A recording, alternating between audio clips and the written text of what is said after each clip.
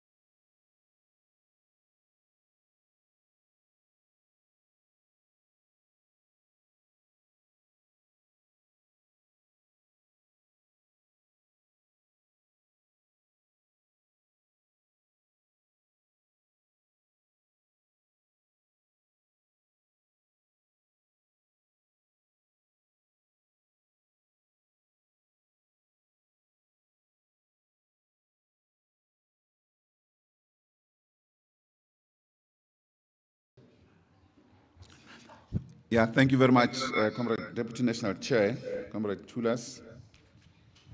Greetings to the party officials present in this platform, our National Treasurer, Comrade Joyce Muloi Moropa, Comrade Madala Masuku, who's with us here, and members of the Central Committee, those who have joined us on the platform and those present here, Comrade Jenny, Comrade Tinyeko, Comrade Mabuse, our HQ staff, and our technical team on our podcast, the Red Process, and I'm speaking from the Red Mic, talking directly to most of our structures who have been able to join. Greetings, Comrade Amandla. Greetings, comrades, and yes, thank you. Just want to start by indicating that, Comrade Chair, yesterday I attended the book launch of Comrade Advocate Mes Kakani, SC, that's Senior Counsel. He has written a book, Odyssey of Liberation, a memoir of a rebel advocate. Comrade Kakani has given us, as the party, a remarkable support over the years as a lawyer.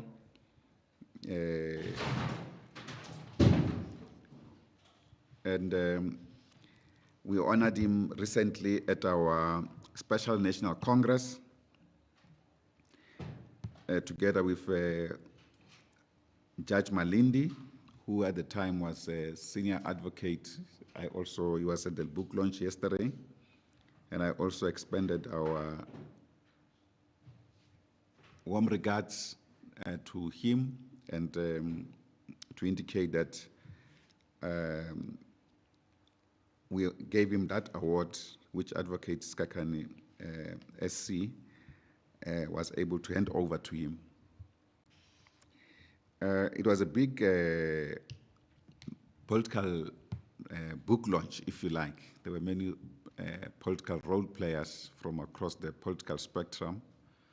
Several members of the Central Committee were there. But both particularly Advocate Malindi, now the judge, had represented the party for almost 30 years on the Crisani matter. But he could not pick up the award at our Special National Congress now as a judge, so he couldn't be attending political gatherings. Comrade Kakani completed this task when Advocate Malindi was now the acting judge. And therefore, it was important, not just on an ordinary book launch, we had to honor it in many respects as a Communist Party. And I'll plead with the comrades that they must buy the book and support his excellent efforts in this regard and immerse themselves in this unrestricted political thought of what he calls a rebel advocate. Let me also greet our provincial secretaries and provincial delegations that are here, our district secretaries, and all other comrades present here, as well as the delegation of the Young Communist League. But further indicate that at the book launch of Comrade Advocate Mes Kakani's book, I met President Zuma, who was invited to speak at the event. And we exchanged some pleasantries. And certainly I was meeting him for the first time after he established Umkhonto weSizwe Party. We even took pictures, as you know, when we were taking pictures with the group of people there. And later on, I was with Comrade Buti Manamela, who was also at the book launch. And we see the pictures moving around, circulated in the ANC circles with the cropping of the other people like Advocate Skakani, Professor Sipo Siep, and others that we were together when we were taking this picture, and creating an impression that I think they left me with President Zuma and Advocate Mpofu. So I felt it's important that we clarify this matter so that it doesn't cause confusion, particularly among some of the members, because a couple of days ago I did an interview with some people who came to our office of a left-wing publication. And they say, yeah, we've been hearing these rumors that you are going to go to MK Party. There's nothing further from the truth. So we also clarified, I want to clarify that so that given the poisoned atmosphere in our movement, this matter is not abused by labeling and besmirching of one's name on the basis of those who differ with one's political opinions. I know I've been a victim of this several times. So it's important that that matter is clarified. As a political leader, I must indicate that I meet many other political people on the road in many places. We greet and exchange pleasantries. These are political role players. We can't ignore them even from the opposition parties of the liberation forces. So I also need to say that he's not my enemy, former President Zuma. We have political differences. So it's important that this is also understood in that context. When we meet, like yesterday, there were several others, including some, the former core of the EFF that we were negotiating for the minority government with, Ndlozi and Floyd, although Floyd is on the other side. We're exchanging pleasantries yesterday. Of course, Ndlozi, as you know, has since left the EFF. So I felt it was important to raise this. I also in the meeting met, not officially, met with Mr. Saima Mabulo of the IEC, Independent Electoral Commission, on the issue that we are raising. And I clarified him of our position regarding our continued registration with the IEC as a political party, and our firm intentions to contest the next local government elections. I also indicated to him the official communication we have made with the IEC to this effect, which he seems not to have been aware So I promised him that we will certainly resend it again on Monday. We did have a communication with the IEC, and we clarified to the IEC because there's a gazette that indicates that by the end of every January, we need to renew our political registration as a party. We've been doing that over the years, even when we have not been participating in elections. But we've been using our month of registration all the time. But when the IEC took this decision to comply with this requirement, we're still valid because I think we registered around April last year.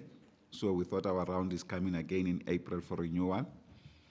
But they said in terms of the government gazette, in terms of the law, actually, we should be complying with that end of January date, which we have done. We have communicated with them our interest to contest the local government elections and perhaps even contest any other elections, not only the 2026 local government election, possibly even some of the by-elections that may come, as and when we decide. That space is not closed for us to participate in the elections, particularly local government elections. So yesterday, the news headlines were misleading that we are being threatened with deregistration as a political party and so forth. So I just want to indicate that we are not turning back on this matter, and we are not selling out to Congress outcome, because there's this impression that was created, particularly in the social space and commentaries yesterday, that yes, the party is doing some tricks again. So that matter has been sorted out. We even had feedback from the IEC. In fact, last year when we were communicating with them, we realized that they were still having the old logo. We gave them the new logo as how it should appear as per our constitution, including the new leadership as appears in the Communist Party. And we're reminding them again that they were still using the old things. So there's effective communication in this regard. So members of our structures, the leadership of our structures must be rest assured this matter has received appropriate attention. Now, comrades, having clarified this matter, it's important to indicate that this Party Building Commission is convened on the backdrop of a deepening neoliberal economic crisis in the country that has plunged our country into more uncertainty and desperation, and exposing the trajectory pursued by the dominant and leading neoliberal tendency in our movement.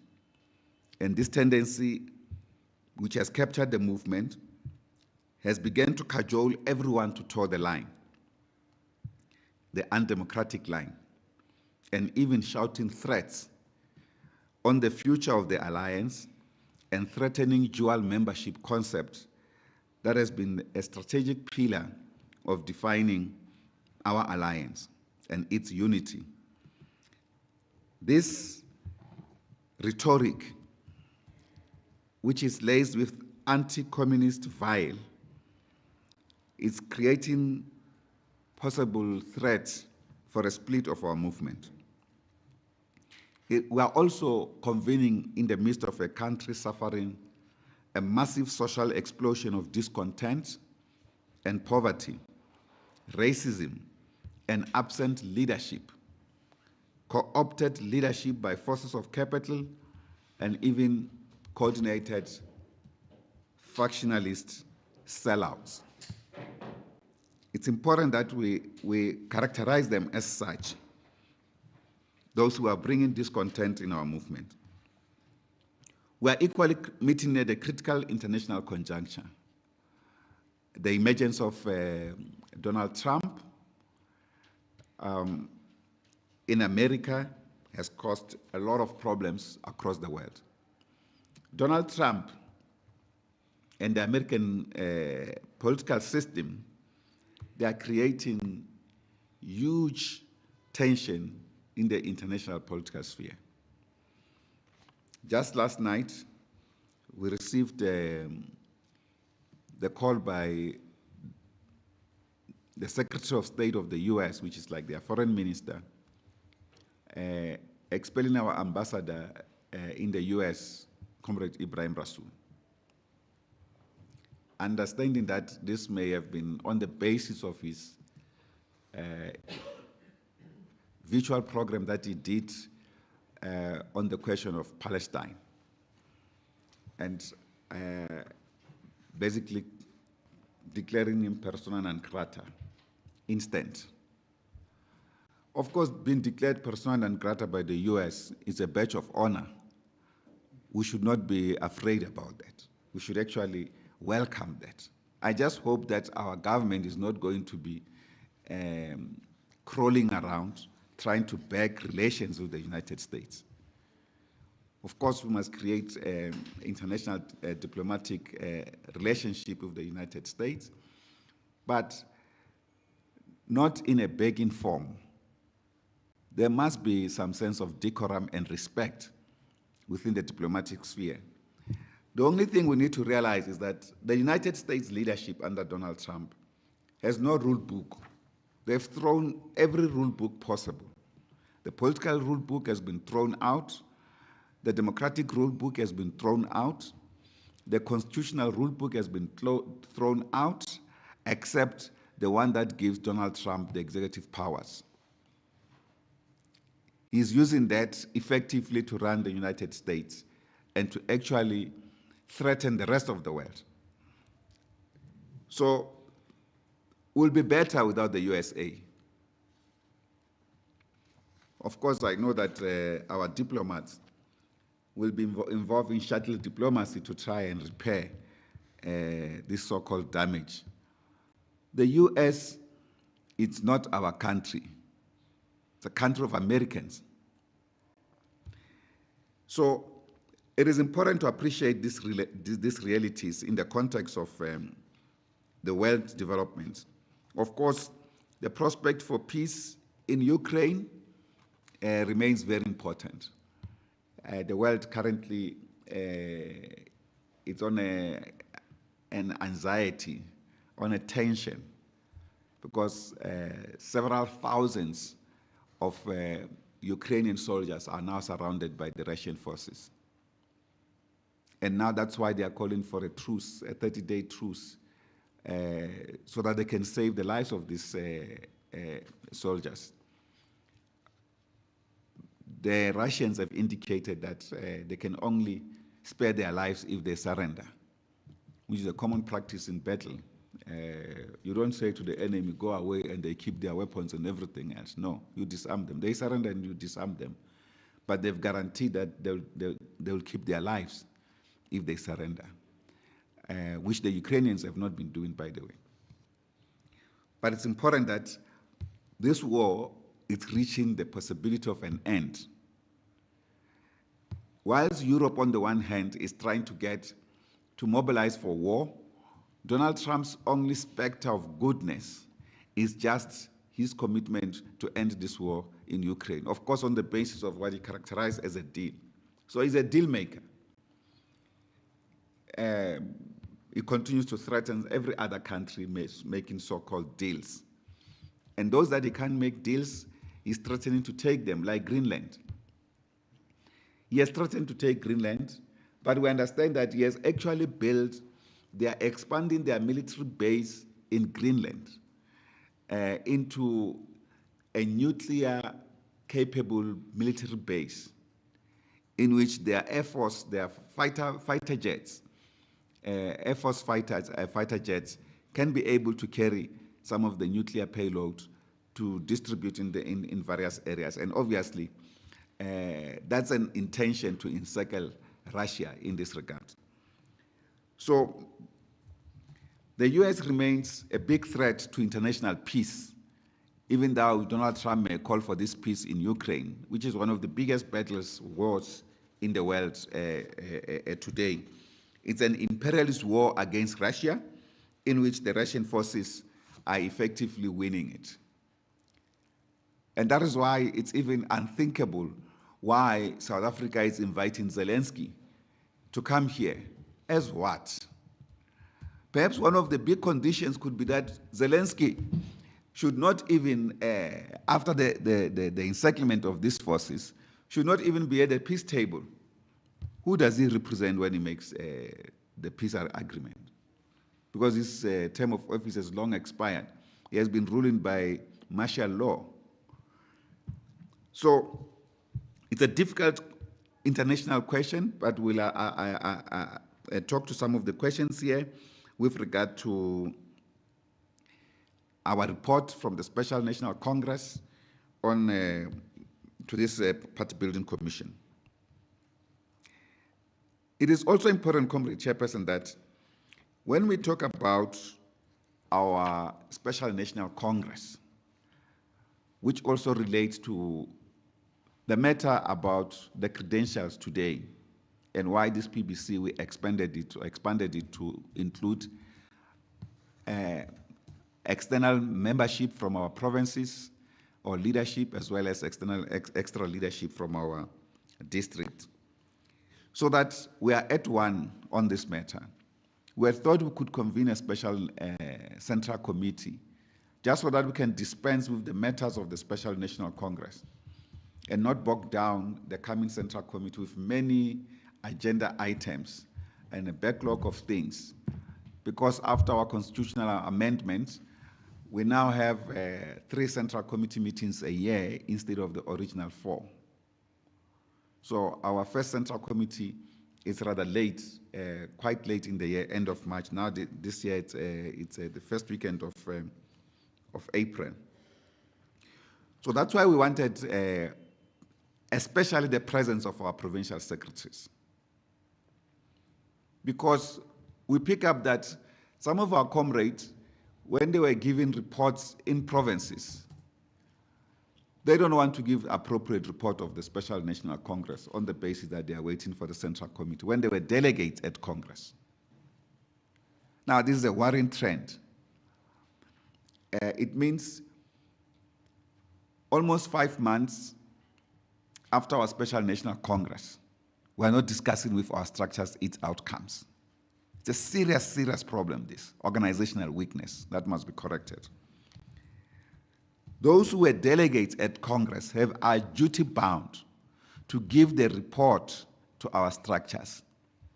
They received all documents of Congress, organizational report, political report, supplementary documents, and everything else. That's why they are delegates. They must go back to their structures and to their district and give full report. But the Central Committee will also be releasing the final, if you like, report of the Special National Congress. We will give a presentation on this in this meeting as well. I'll also focus a bit of this input on key outcomes of that Special National Congress. Of course, we'll also do an analysis of the post-election scenario, including the setting up of the Government of National Unity and our engagements with the ANC. Most of this we've already done at our Special National Congress, but just look at the current questions that have arisen since then.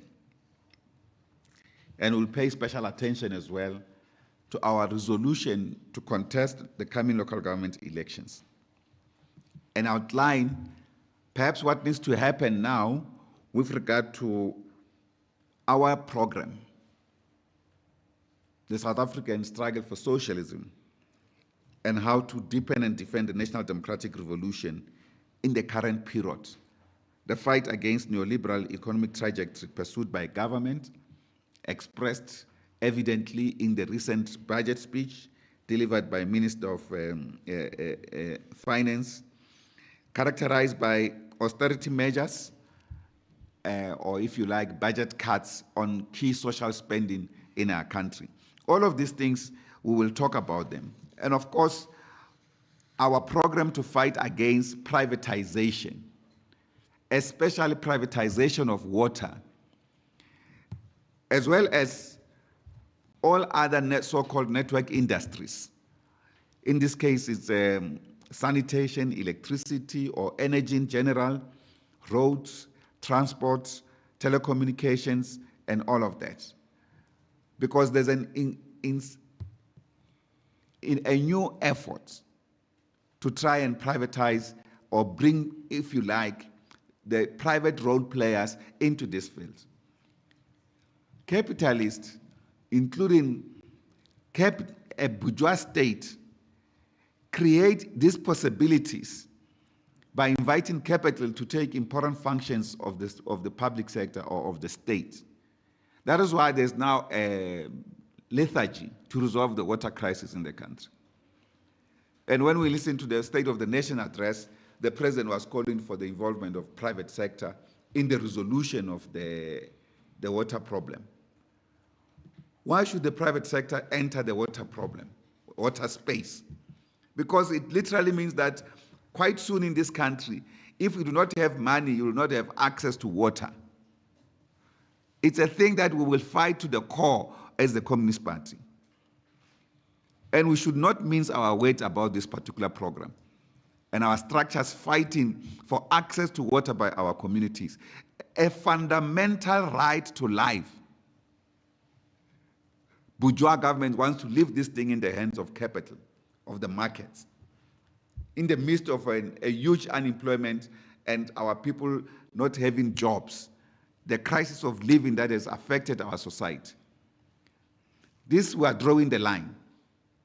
We will never accept any government to privatize water in this country. It will not be possible.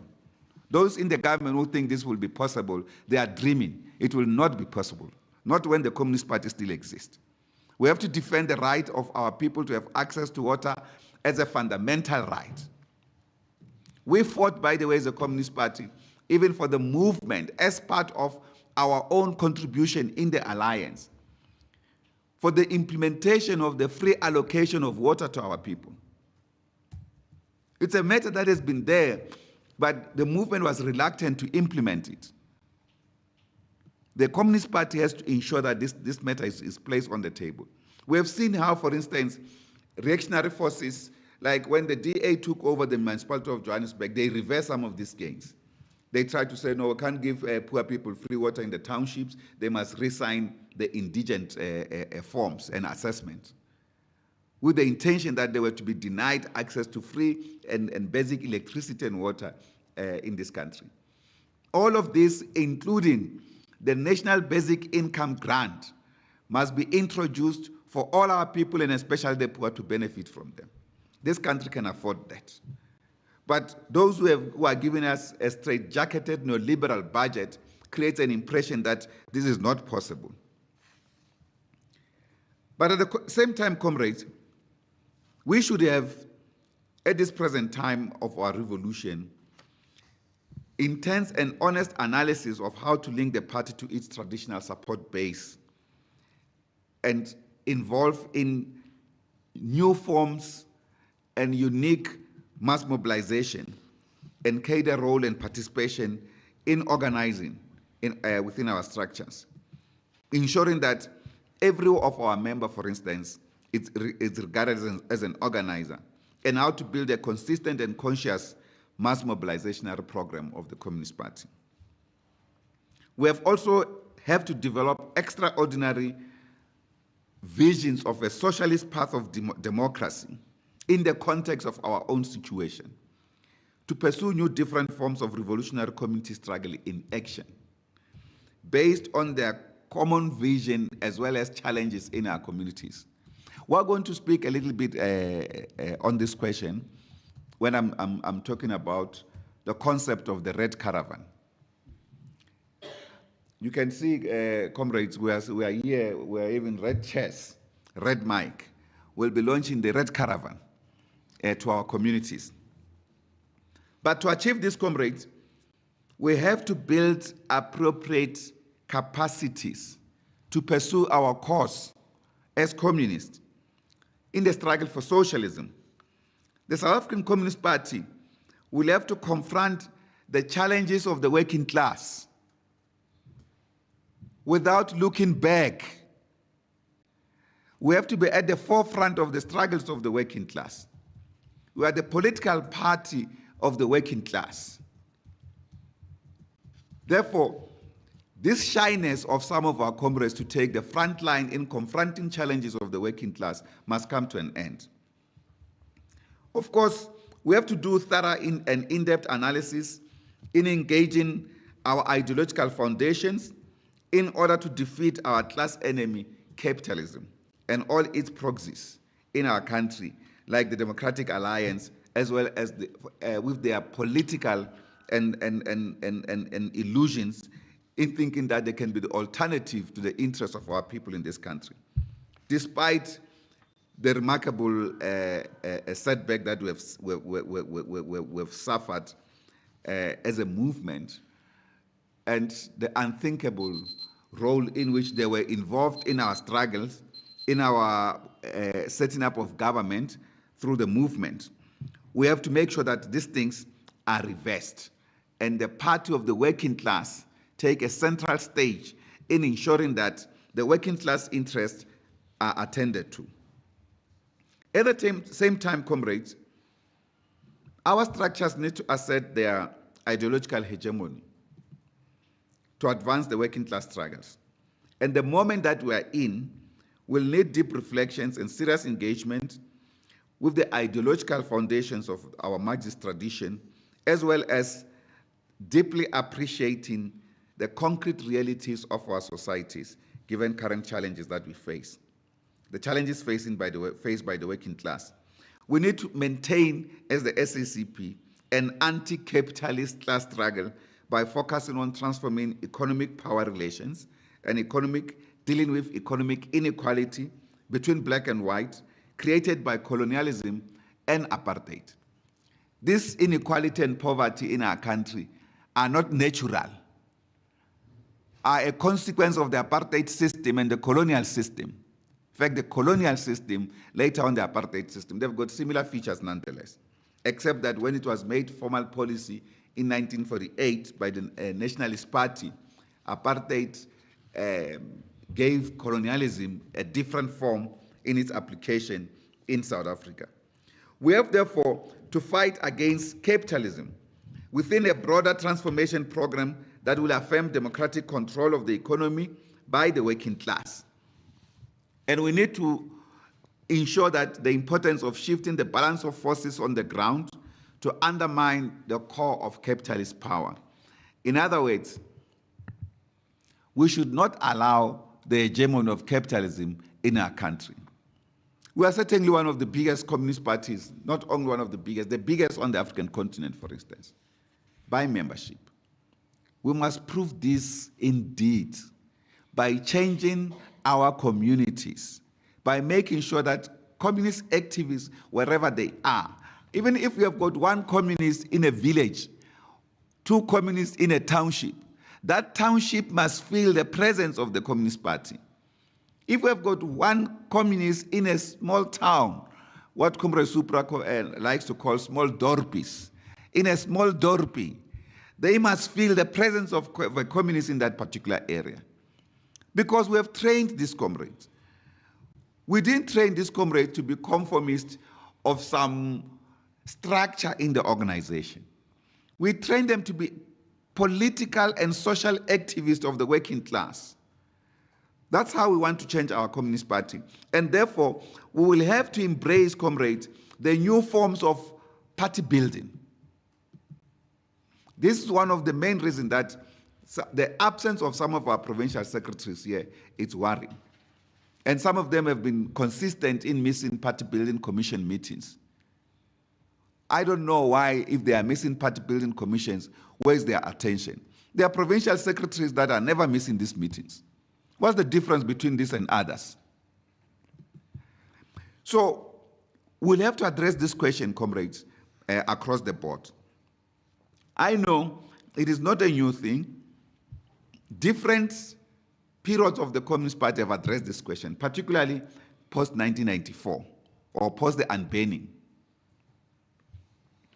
But it is very important that it should be our concern as the Communist Party to fight for fair redistribution of wealth amongst the people, and to impress on the state to restructure capitalist production system as it is in order to meet social needs of our people as a whole, black and white, and to deepen democratization of our economic management and broadening the empowerment of workers and our communities and socialization of predominant part of our economy.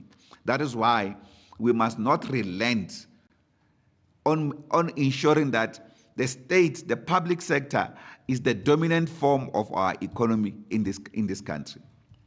We have to fight against any form of privatization and the weakening of the state-owned enterprises. For some in government, the neoliberal addicts, they are deliberately weakening state-owned entities as a form of weakening the public sector, and as a result, making it difficult for strategic interventions in our economy. Because the economy is largely in the hands of the unelected corporates who are just arrogant, and they are beginning to direct the government instead of government directing the corporate sector. So, despite highly commendable political and social advances that have benefited millions of our people since 1994, years of neoliberal policies have entrenched the legacies of colonialism and apartheid in this country, and has further reinforced racial and gender inequalities, deepening economic marginalization and perpetual systemic poverty and unemployment in our country. We must indicate, comrade, that these policies have failed to dismantle the structural injustices of colonialism of a special type and have weakened the state's capacity for transformative development.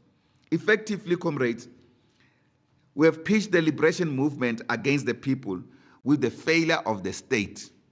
This is the point that we are now faced with. This is a key question that the alliance has been unable to resolve. And comrades in government want to continue to justify the success of the state. There's no success of the state in the midst of this kind of poverty in our community when we are in charge of the state. There's no success of the state. This has weakened the success of the National Democratic Revolution as a whole. It's a matter that requires our full engagement.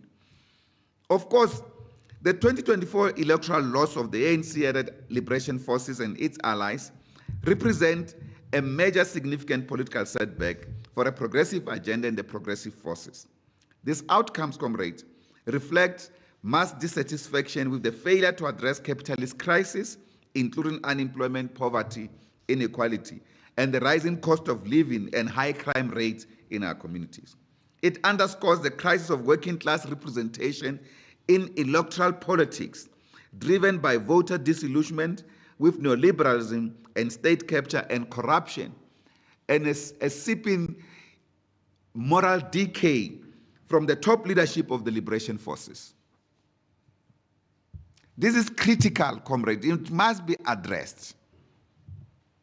At one point when we raised this question, we were dealt with, can I share, comrade Dallas? We were dealt with as members of the Communist Party about our interventions on this thing. When we were calling for moral uprightness of the political leadership of the alliance across the board, we're not pointing fingers on this or that leader. We're saying all of us in the movement must be morally upright and accountable to the people. And our failure to resolve these questions collectively has weakened the liberation forces, the trust between us and the people. And therefore, comrades, this disillusionment have fueled a dangerous shift towards ethnic populism, narrow nationalism, regionalism, and race-based politics that are reversing the unity project of our liberation movement. Of course, the great delegates of our Special National Congress reaffirmed the SACP's perspective that the grand coalition between the ANC and the reactionary neoliberal DA, presented as the GNU with other parties, betrays our revolution. There's clarity there. This clarity requires our leadership to articulate this position in public and as they report back to our structures. It's not one person's decision. It's the reflection of our structures.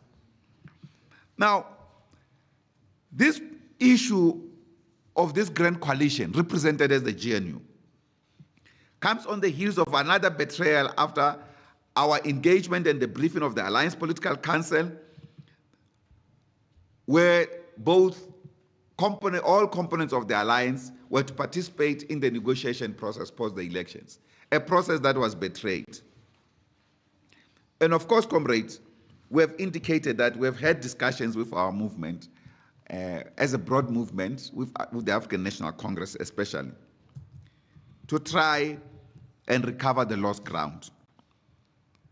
I must indicate, we have been met with arrogance, insults, and labeling by the top leaders of our movement. We are continuing to engage. We are not retreating from engagements. But the first meeting has not been good. The worst is that since we suffered this major setback, we have never met officially as the alliance to discuss this moment, even up to now. Everything is still being planned, postponed, postponed. We're having a possible bilateral meeting with the ANC on Monday, after the postponement of last week, requested by the African National Congress.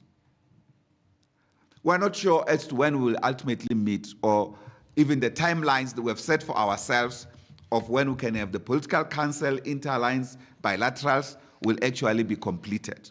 We have met with COSATU already as the Communist Party on a bilateral basis. But the most important thing, comrade, is that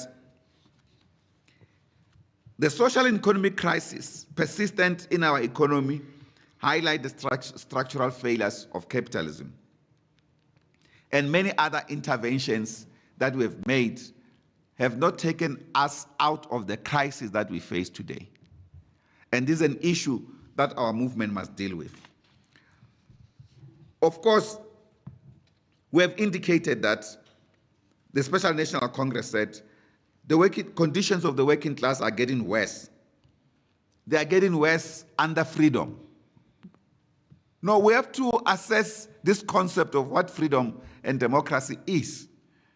If freedom and democracy can sentence the working class into permanent poverty, then we must reevaluate that freedom.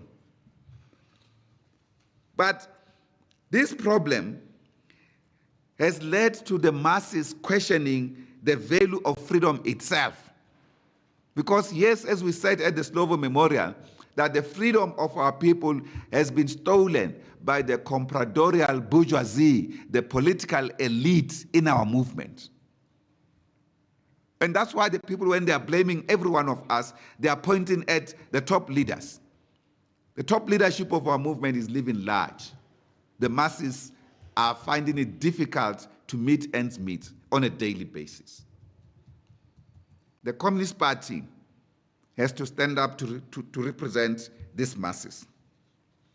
The party that we have set up strategic relations with, a political choice, ideological choice, a class choice, a unilateral choice of the African National Congress, the DA, is a party that is, for instance, fighting tooth and nail, rejecting the introduction of the national health insurance, guaranteeing the health care of all our people.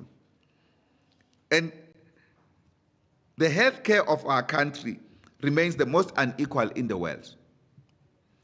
We have demonstrated that when we brought Comrade Aaron Mutwaledi in our Congress. And if comrades in our district do not have further evidence, we must redistribute through our social networks the entire speech by Comrade Aaron. We convened him on a special Central Committee meeting to come and present again on the national health insurance through this red mic. We must regurgitate and repeat that so that we get the clarity of what this struggle is about. And stand firm on fighting for the national health insurance and not go and embrace the people who are fighting against this access to health by our people and make them our strategic allies and friends. That is why, just to quote from that intervention, for instance, was that in our country, the private healthcare system serves largely a white minority. And of the people who are on medical aid, who are largely served by this entity, the private sector, that is private sector medical care, 72% of them are white and 10% of them are black. You black fellows who are having medical aids, the elite amongst the black people, you are just 10% of the people with medical aid. The rest of our people relies on the poorly and underfunded public sector. But something important has came to our attention when we were having these several engagements with Comrade Motsoaledi as minister. Why we continue this underfunding of our public hospitals, for instance. This improvement in Parliament, by the way, is minuscule. We did, through our Social Transformation Committee, an analysis of this budget. We issued a pre-statement, and thereafter we did a deeper analysis of the entire budget item, not just the general statement presented by Minister. That's the capacity of the Communist Party. In doing this analysis, we went back, we found that even this so-called increase in health budget is not increased. It's because the public health sector has lost more than 9,000 personnel. Just to fill those positions, that money is going into the whole of just filling those positions. It's not an increase in budget of health. But an impression is created that there's a little bit increase in budget. No, there's no real increase in the budget of health in this country. But the bottom line is that those who are fighting alongside with their political ally, the DA, the private healthcare people, are fighting for white privilege at the expense of all other South Africans. This is the nonsense that we must never accept as the Communist Party.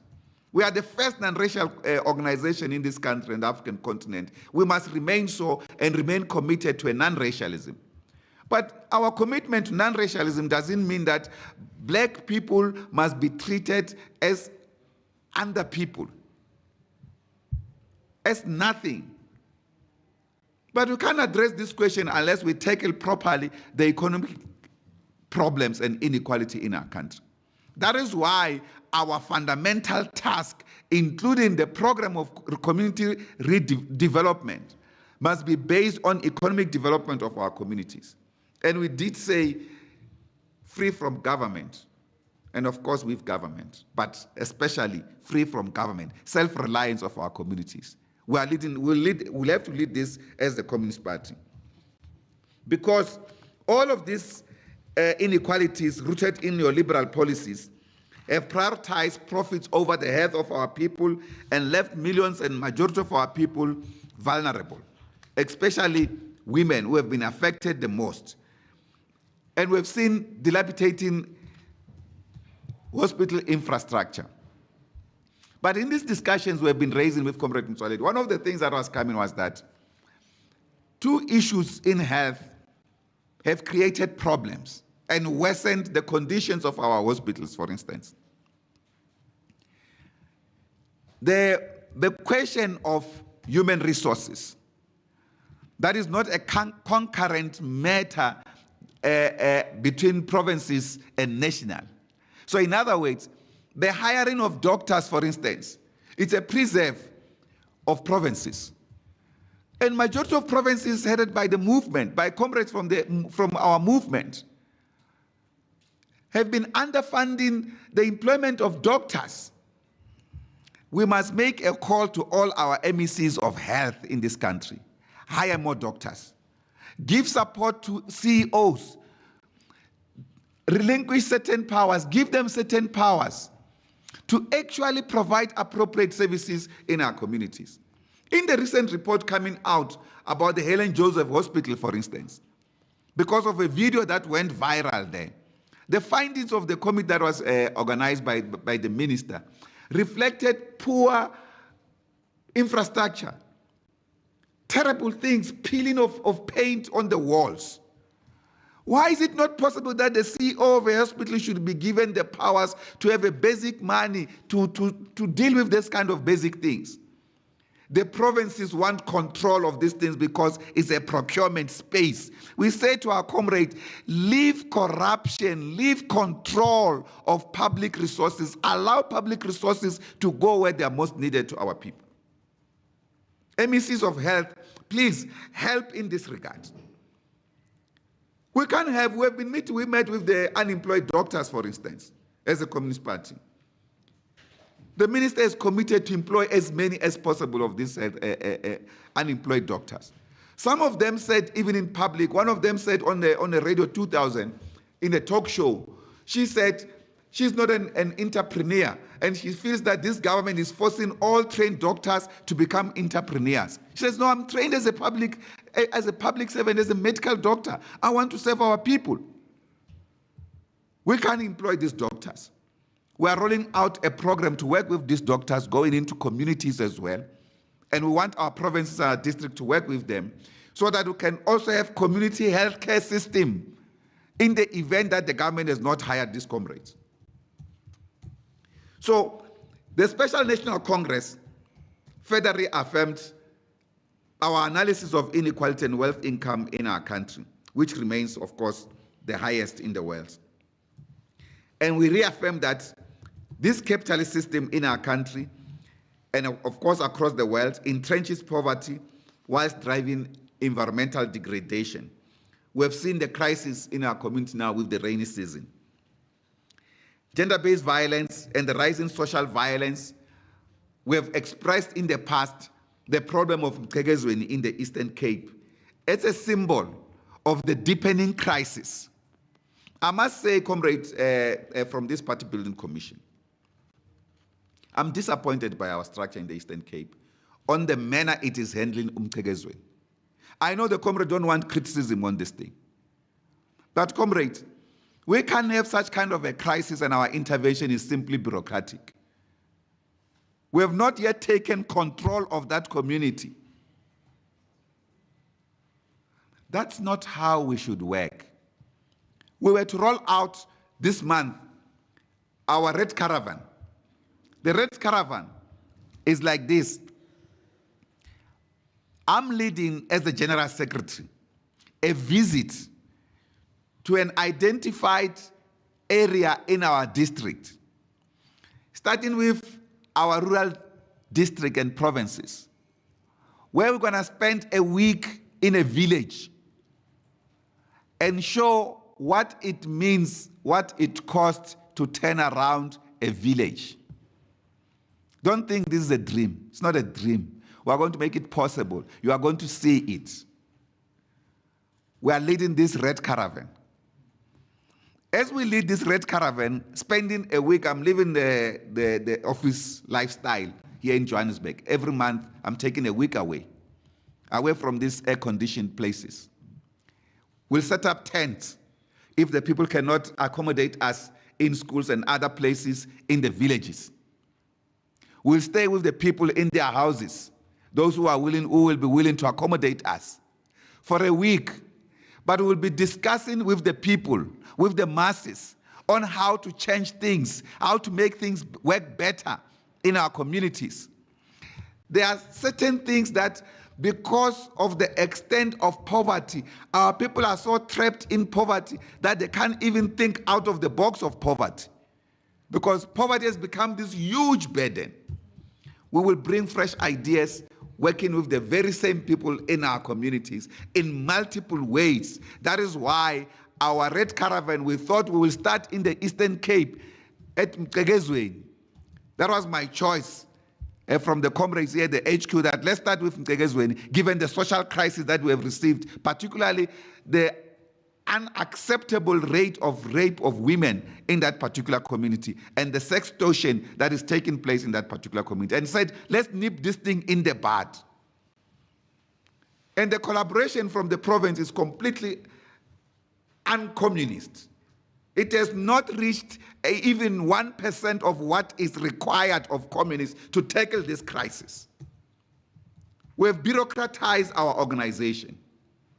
The party can't work like that. Now this week we're saying Eastern Cape is not ready with Mtegezweni, so we have to look for a new place. We're discussing this. I even suggested that in the absence of this, why don't we go to one of those areas that we've already started doing some work? Some of these pilot villages that we have started some work, or even some of the pilot townships that we have started some work. But it would have been ideal to prove to our comrades that we can turn around this thing when we are tackling a major crisis, a social problem facing our people. Of course, the main idea of going to our communities under our community development program, rural, village, urban, township, small towns, cities, and everything else, including the renewal of the cities. At that time, last year in one of our party building commission, we spoke about the renewal of the city of Johannesburg, as an example. So we're not just focusing on some peripheral areas that are minuscule. We are focusing on every other thing where our people are living. We raise these things, our comrades still do not know what to do. So that's why we want to lead this thing by example. We want our leaders. When I go to these provinces, the week that I'm taking this off, I need the leadership of our party to accompany me in this particular program, in that province. When we leave that province, the provincial secretary of our party will lead his own red caravan in his own province. He will get special attention for a week, every day, in a different district. And he must appoint members of his PC to do the same in other districts. All officials must also embark on this particular program. We're going to change this country through mass mobilization, through communist work, not through wishes from offices. Because this has been our biggest failure as a liberation movement. We have handed over everything to the bureaucrats in the state. And when they've committed major errors, they don't take responsibility. It's the political leadership that has been taking responsibility, and the movement has been getting the punishment by the people. Now we are rectifying this by doing direct work with our people in our communities.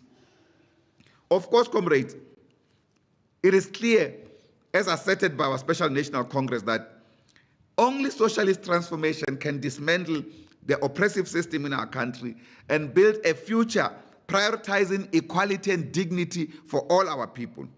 We reaffirmed in this Special National Congress our strategic path to socialism. Socialism should not be a swear word. We are not Donald Trump, who hates communists with all his guts. We don't like him too. We don't like his bourgeoisie. Yes, the feeling is mutual, Mr. Trump. We are saying we are grounding our struggle for socialism in this country on the basis of the National Democratic Revolutionary Transformation Agenda, which is anti-imperial, non-racial, non-sexist, prosperity for our people across the board, inclusive, non-discrimination. And with this challenge that we have said the immediate program in this regard is the Freedom Charter, the People's Program. It is in this regard that we will use these principles to address social and economic crisis, environmental degradation, and resolve colonialism of a special type structural legacy that has continued to afflict South Africa. We would have to mobilize the rural and urban workers and the poor around a common program, ensuring working class leadership in advancing the national democratic revolution and socialism. We will reject narrow nationalism and bourgeois reformist agendas that derail the working class from its historic mission and effectively reversing the gains of the working class and our revolutionary struggle. There was no bourgeois revolution in this country. There was working class revolution. Yet the capitalist elite have now stolen the victory of the working class and handed it over to capital. Now, capital has made this victory of the working class unbearable burden for the working people. This is the thing that the people must understand. That is why sometimes people are questioning our freedom. And they no longer care whether they can return the liberation movement to power or not. They don't vote for us. We may still be the biggest component of the electoral vote, but majority have stayed away.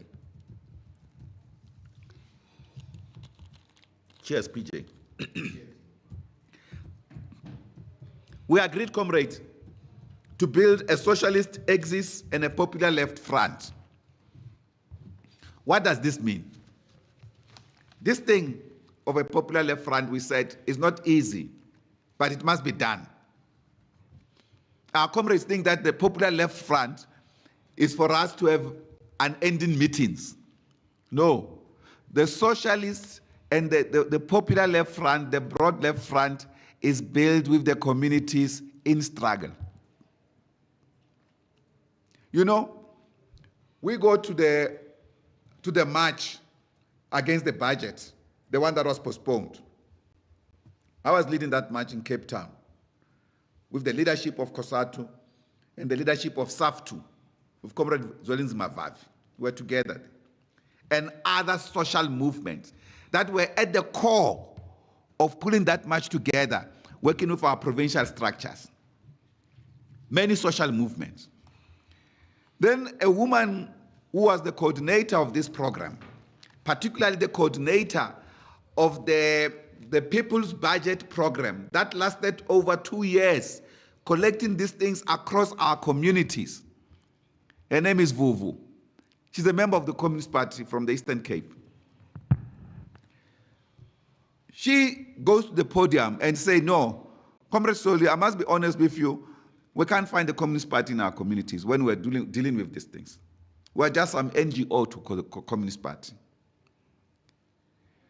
And we had demonstrated there over 200,000 of the pamphlets that were taken, almost 1 million that were taken, but 200,000 were already in the wall, demonstrating there they are in boxes of the concerns of the community for a people's budget. Vuvu comes from the movement called, a social movement called the Cry of the Excluded. She's part, later on, or a couple of weeks ago, she sent us a message. I sent it to Comrade Nyeko and our comrade in the Eastern Cape. The community there and some of our comrades organized a memorial of Mbuyiselo Ngwenda. One of our comrades, we have named our district in his honor, a former leader of our central committee, a brilliant intellectual of our party. She calls me and said, no, we're struggling to get comrades in the Communist Party to participate in the memory of Comrade Mbuyiselo Ngwenda. She accused me in Cape Town, when she was giving closing remarks, of this broad social movement where I spoke as well, supporting the work of our provincial leadership under Comrade Benson. We have done very well in this program with Comrade Berry and others. She says, no, we can't find the Communist Party in the communities. That is why, by the way, we nearly had a problem in that march, because the ENCA reported that this was a march of the Communist Party and COSATU. And we created an impression that we are the one that collected all those hundreds of thousands of petitions, when we were not. And members of this community organization across the country, some from Soweto, I had meetings with some of them from Soweto, Comrade Jacob, of the social movements components, from Pimville, from what is this area when you go to Orange Farm and other places, who came to me to say, no, Comrade Soli, we come from Johannesburg. Some are members, but they say the organization is reluctant to participate in these things. They are members, some of them. So, comrades, you are not going to build a front only in the alliance. The alliance is the principal front. But you need to build front in community struggles. You'll find many like-minded people in building up this front at the local level. We have given report at Congress about the work we've done in the consolidation and the building of fronts. So it's also your turn to demonstrate that. Build local fronts, build community struggles jointly, fight with the working class, be on the side of the working class. They feel we are not present in their daily struggles. There are many, many other programs. Sometimes some of the initiatives that we make at national level do not get resonance in the communities. And as a result, this creates problems for us. For instance, we organized, and at one point we even had a national march in Cape Town of the community works program workers, even the EPW workers, to fight for them to be employed permanently by government departments as well as particularly by municipalities, because they've been made permanent temporaries, so to speak. Some have been there for 8, 10 years. They can be dismissed at will with no benefit, and yet they are doing the real work. Now, this is a serious issue about a party that has no focus, that has dislocated itself from the struggles of the working class. Now, we have debated these things, comrade. Going forward, we'll have to change how we work, and there will be accountability in this regard. Of course, comrades, we need to prioritize, therefore, and advance campaigns that will also lead to state-led industrialization in our country and public employment programs and community-driven economic development. This is what the Red Caravan will be dealing with as we go to our communities. We must equally promote, as agreed by a Special National Congress, African unity, resist imperialism, and foster global peace and progressive cooperation, and establish broad sectoral fronts addressing critical issues such as youth development, environmental justice, and gender-based violence. And our left axis with COSATU must anchor a partnership with progressive political organizations, trade unions, and social movement to ensure that the working class ideas can be properly understood and listened to. Of course, the big issue was about the contesting local government elections. This was made so by the media in the main. I just wanted to say this thing, to repeat this thing, because our Special National Congress only reaffirmed the resolution of the 15th National Congress of the Communist Party to contest elections if the alliance is not reconfigured. This is not my program. This is not my decision. It's a decision of the SACP across the board. Sorry, Mapaila. Comrade says a comrade who's hell-bent on disrupting and unmuting. Please, comrades, can we all mute? Please. Thank you. Sorry, Mapaila. Continue. Thank you very much, Stan. I think it's important, comrade, to highlight this question, because some comrades were getting reports from PCs and provincial councils, district councils, leadership that were present at Congress. They are unable to give appropriate reports to Congress, to our structures. They say they are waiting for the Central Committee.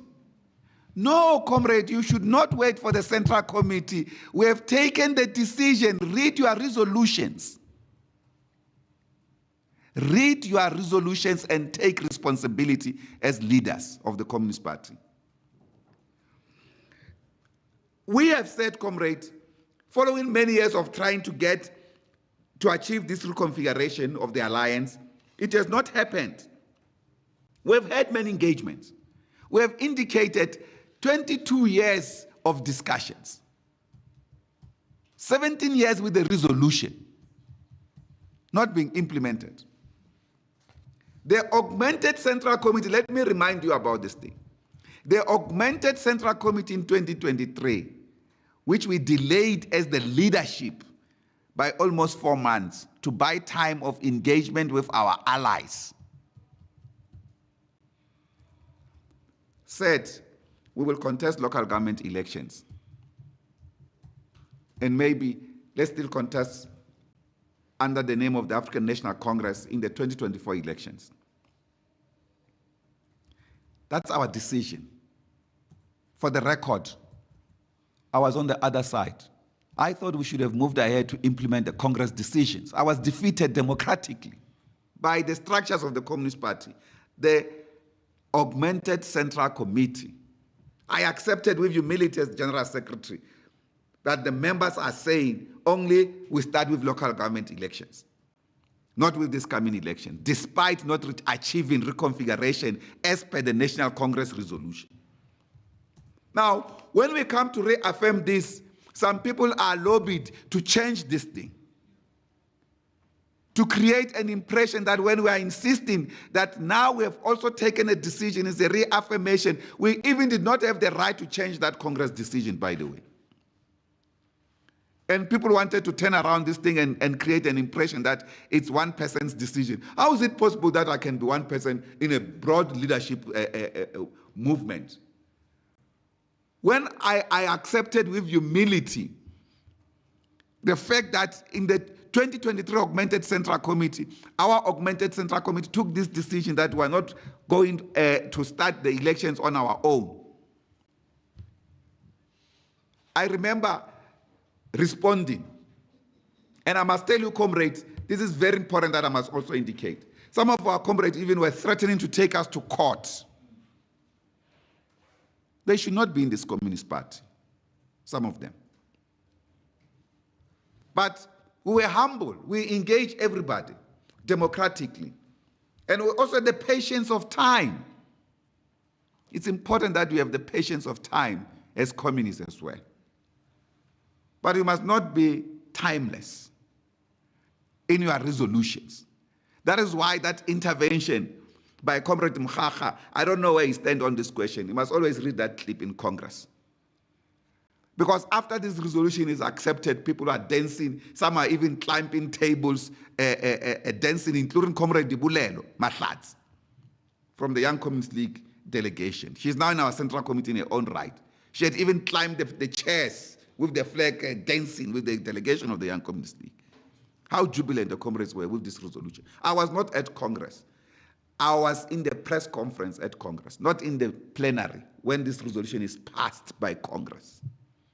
But my job is to implement it, and we will all implement it, all of us. It's not my resolution, it's a party Congress resolution. We must respect ourselves. That's where it starts. Now, this matter, comrade, we have had major political development and policy directions that have necessitated the SACP to now take this decision going forward.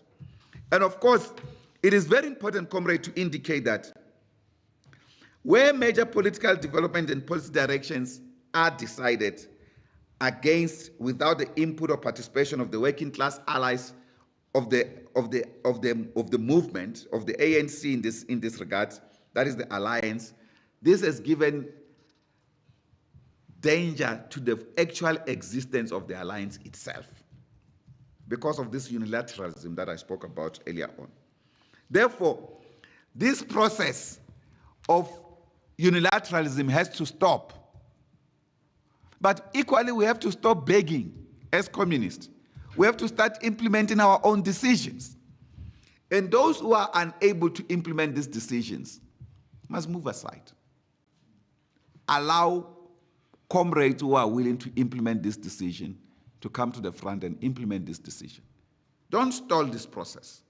Don't stop this process. It is therefore important, comrade, that we must and will have to regain our lost moral high ground and the perception that we are in the alliance to arrange for our positions in government especially.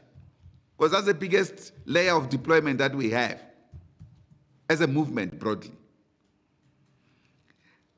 It is also important, comrade, that after that thorough assessment of the March 31st to 2nd April 2023 Augmented Central Committee made this particular decision to reaffirm our contest of the local government elections independently to address the working class and poor's representation crisis on the ballot.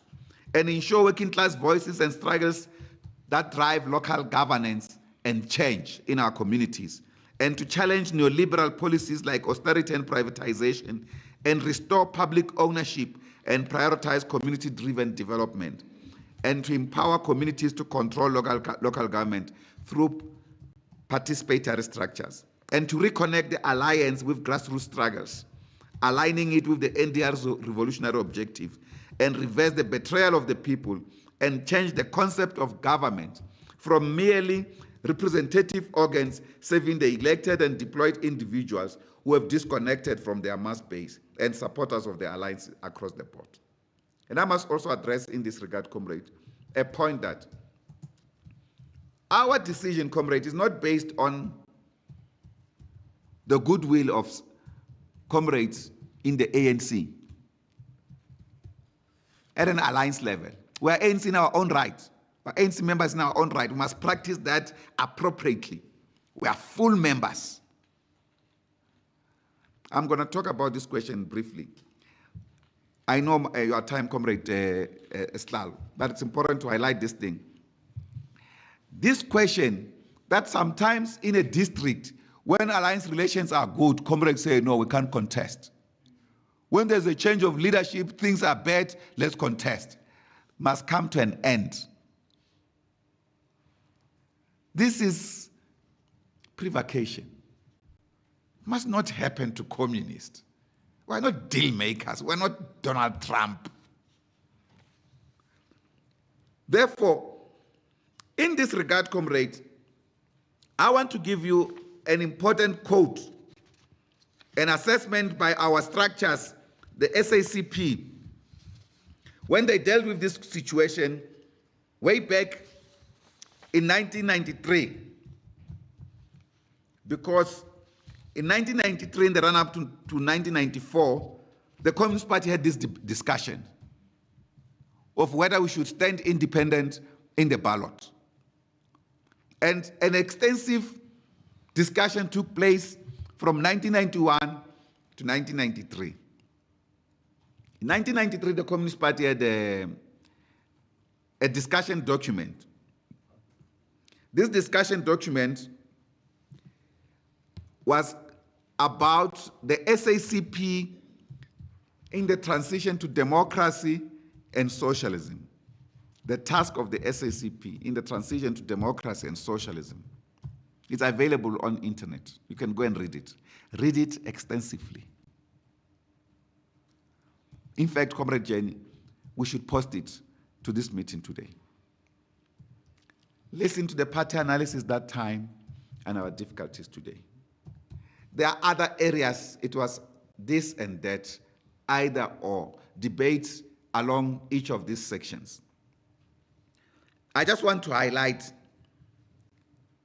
what we said first in the party program, the Road to South African Freedom in 1962, characterizing the South African situation, which we first read as, we characterize it this way as a Communist Party.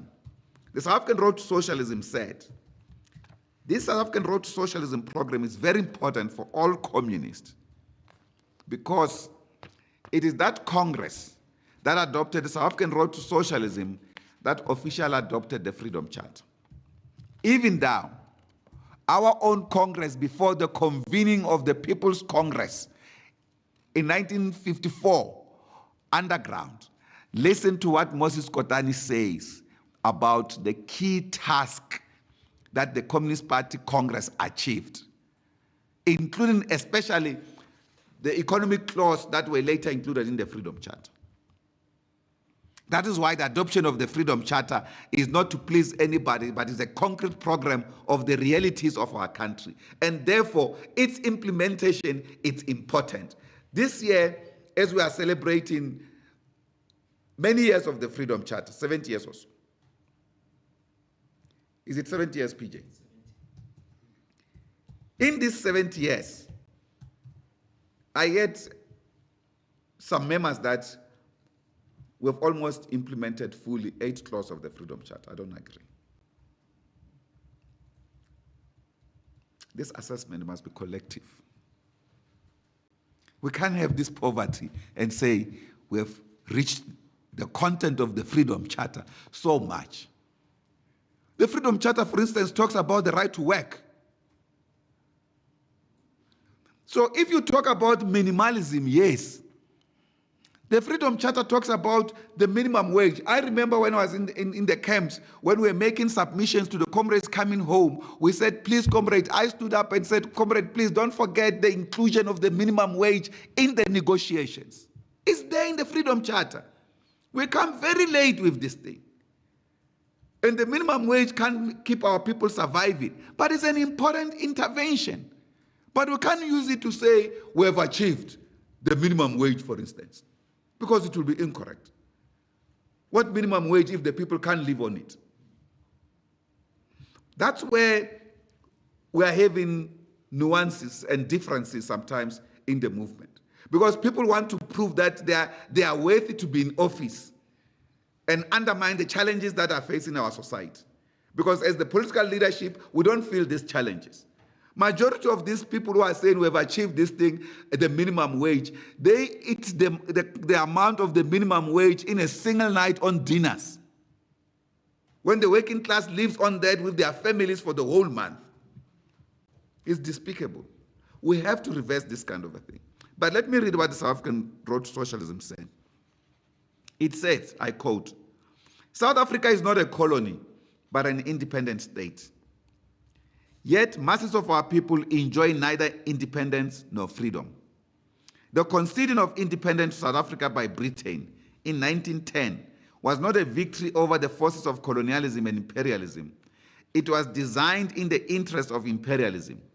Power was transferred not in the hands of the masses of people of South Africa, but into the hands of the white minority alone.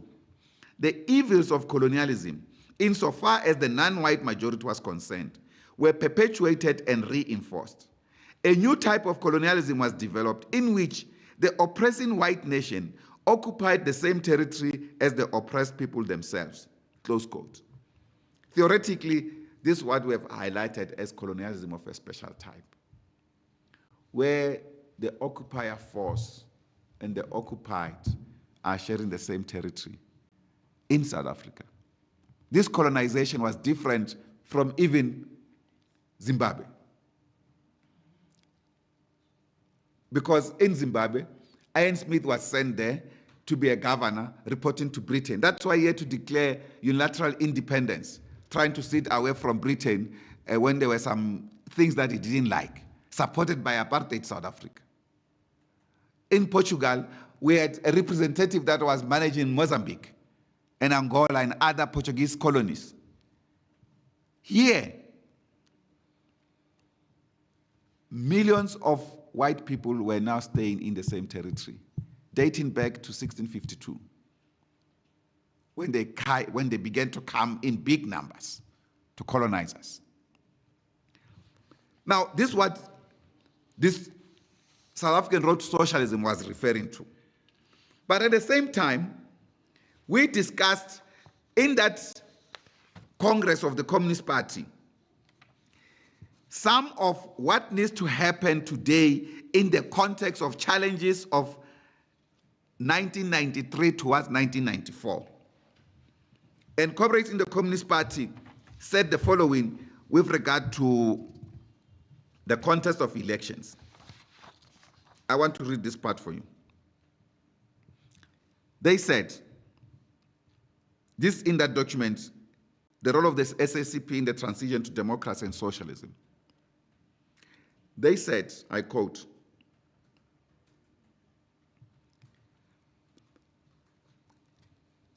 the role of the SACP in the transition to socialism must include the evolving role of the SACP, which will also depend upon the development of the Liberation Alliance as a whole.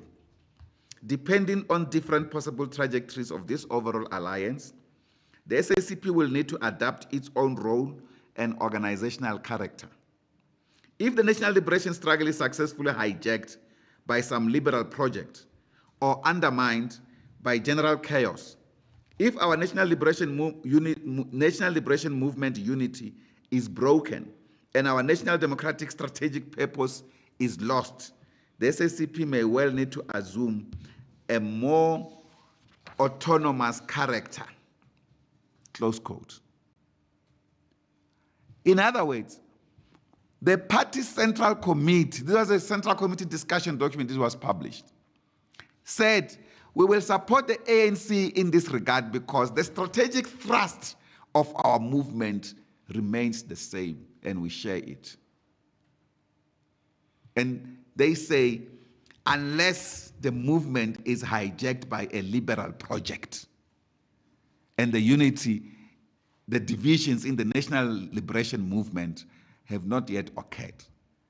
We are still firm and clear about the task of the national liberation movement.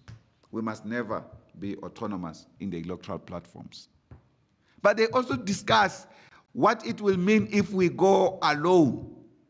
That's when they were dissuading this question that we have been saying over the years when we're trying to persuade the reconfiguration of the alliance. That going it alone as a concept is not an ideal situation for the Communist Party. But it doesn't mean that we can't do it. It means if we do it like we have now agreed to do it, we have to strengthen ourselves much more differently. We have to reorganize ourselves much more differently. It is in this regard, comrades, that we've reached this situation because our national liberation movement has changed. The character of our movement has changed. Factionalism is deep. Factions controls the movement. Even corrupt leaders are allowed to lead us freely. And you can't do anything about it because they've captured a faction and control of the organization. That's the problem. Now we are forced by these particular conditions. So I don't understand these comrades in provinces who are trying to even want to reverse the Special National Congress resolution. No, the Special National Congress resolution will not be reversed. Neither will the Congress resolution be reversed. You rather reverse and leave this resolution intact, and we will implement this resolution with membership and supporters of the Communist Party on the ground. This is very important, comrade, that we highlight it in this form.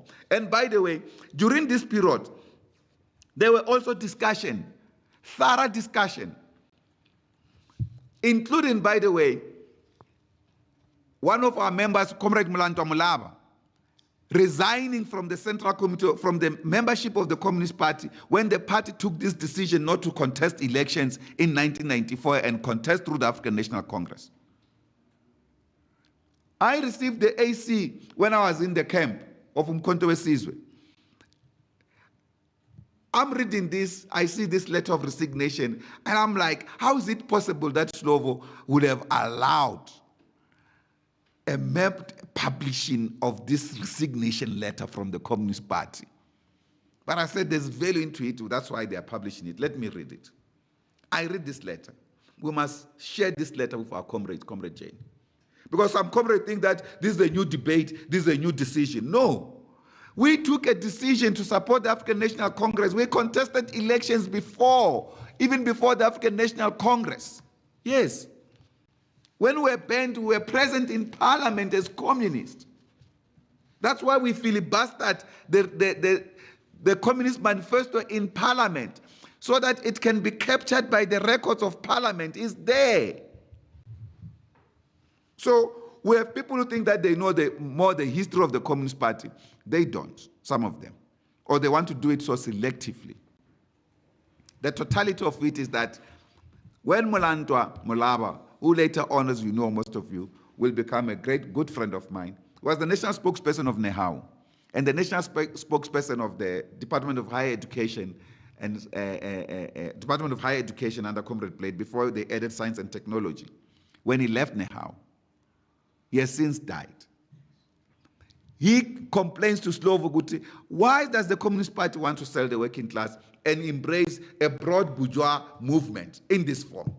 That is why, for instance, you know, I'm reading a book here, The Voice for Freedom, by David Ivan Jones. This was one of the general secretaries of the Communist Party for a very short period. I found his grave in Moscow, For years, we could not identify his grave. But we got one of our chap there at the South African embassy, who's fluent in Russian, an Afrikaner young man. I asked him, can you search for the records of this man? Because he could read Russian fluently. He searched the records. One day when I went there, he said, no, comrade, we found the grave. He took us to the grave of David Ivan Jones, where he was not buried. That's the part of the reason why he was not found, comrade Jane. He was not buried in the Heroes Acre, because he was a very critical chap, even of Stalin at the time. So when he died there, they buried him like an ordinary man, when all other communist leaders were buried as heroes. So we had to visit his gravesite. We put wreath there. Now, David Ivan Jones, as I'm reading his book, in his first meeting of the Communist International, I want to read an excerpt, that he attended between September, October 1921. They don't have the right dates. So it was end of September to some first days of October 1921. Just a couple of months after our party was fully re-established as a Communist Party of South Africa. He used to be called the African Delegate. He was commonly known as African Delegate in communist movement and literature, communist literature. He said, he was talking about our situation here, and he had already made some suggestion to the Bureau of the Comintern, and he was calling for the formation of a colonial bureau of the Comintern.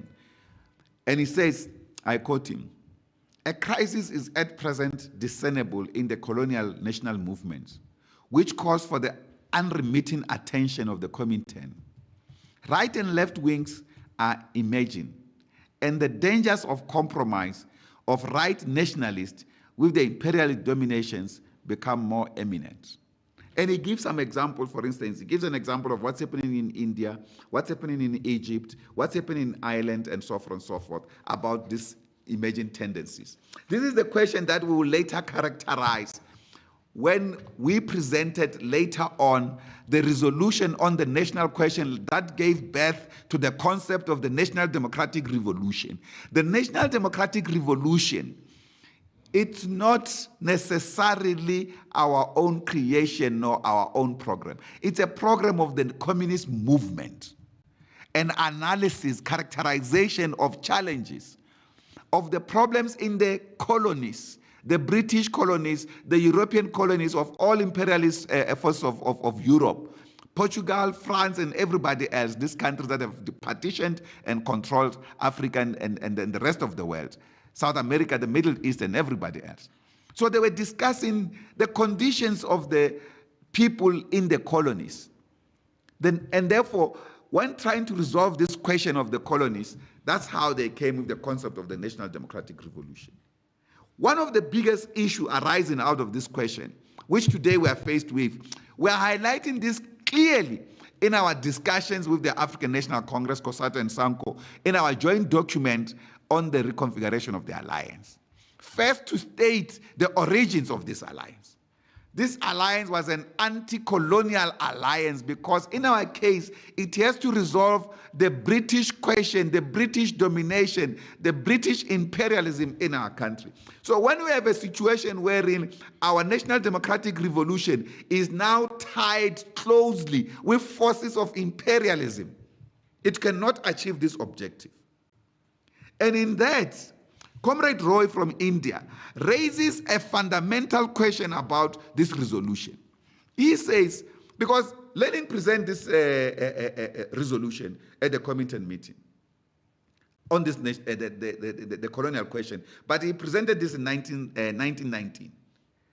Comrade Roy was questioning him that, you see, Lenin, what you are trying to do, because they were trying to say communists must work with the national movements where they are in the colonies, because the national movements are acceptable to the local conditions and so forth. The national elite and so forth and so forth, the elite in the peasantry are more influential in their communities, and therefore they were saying the Communist Party must work with this nationalist movement.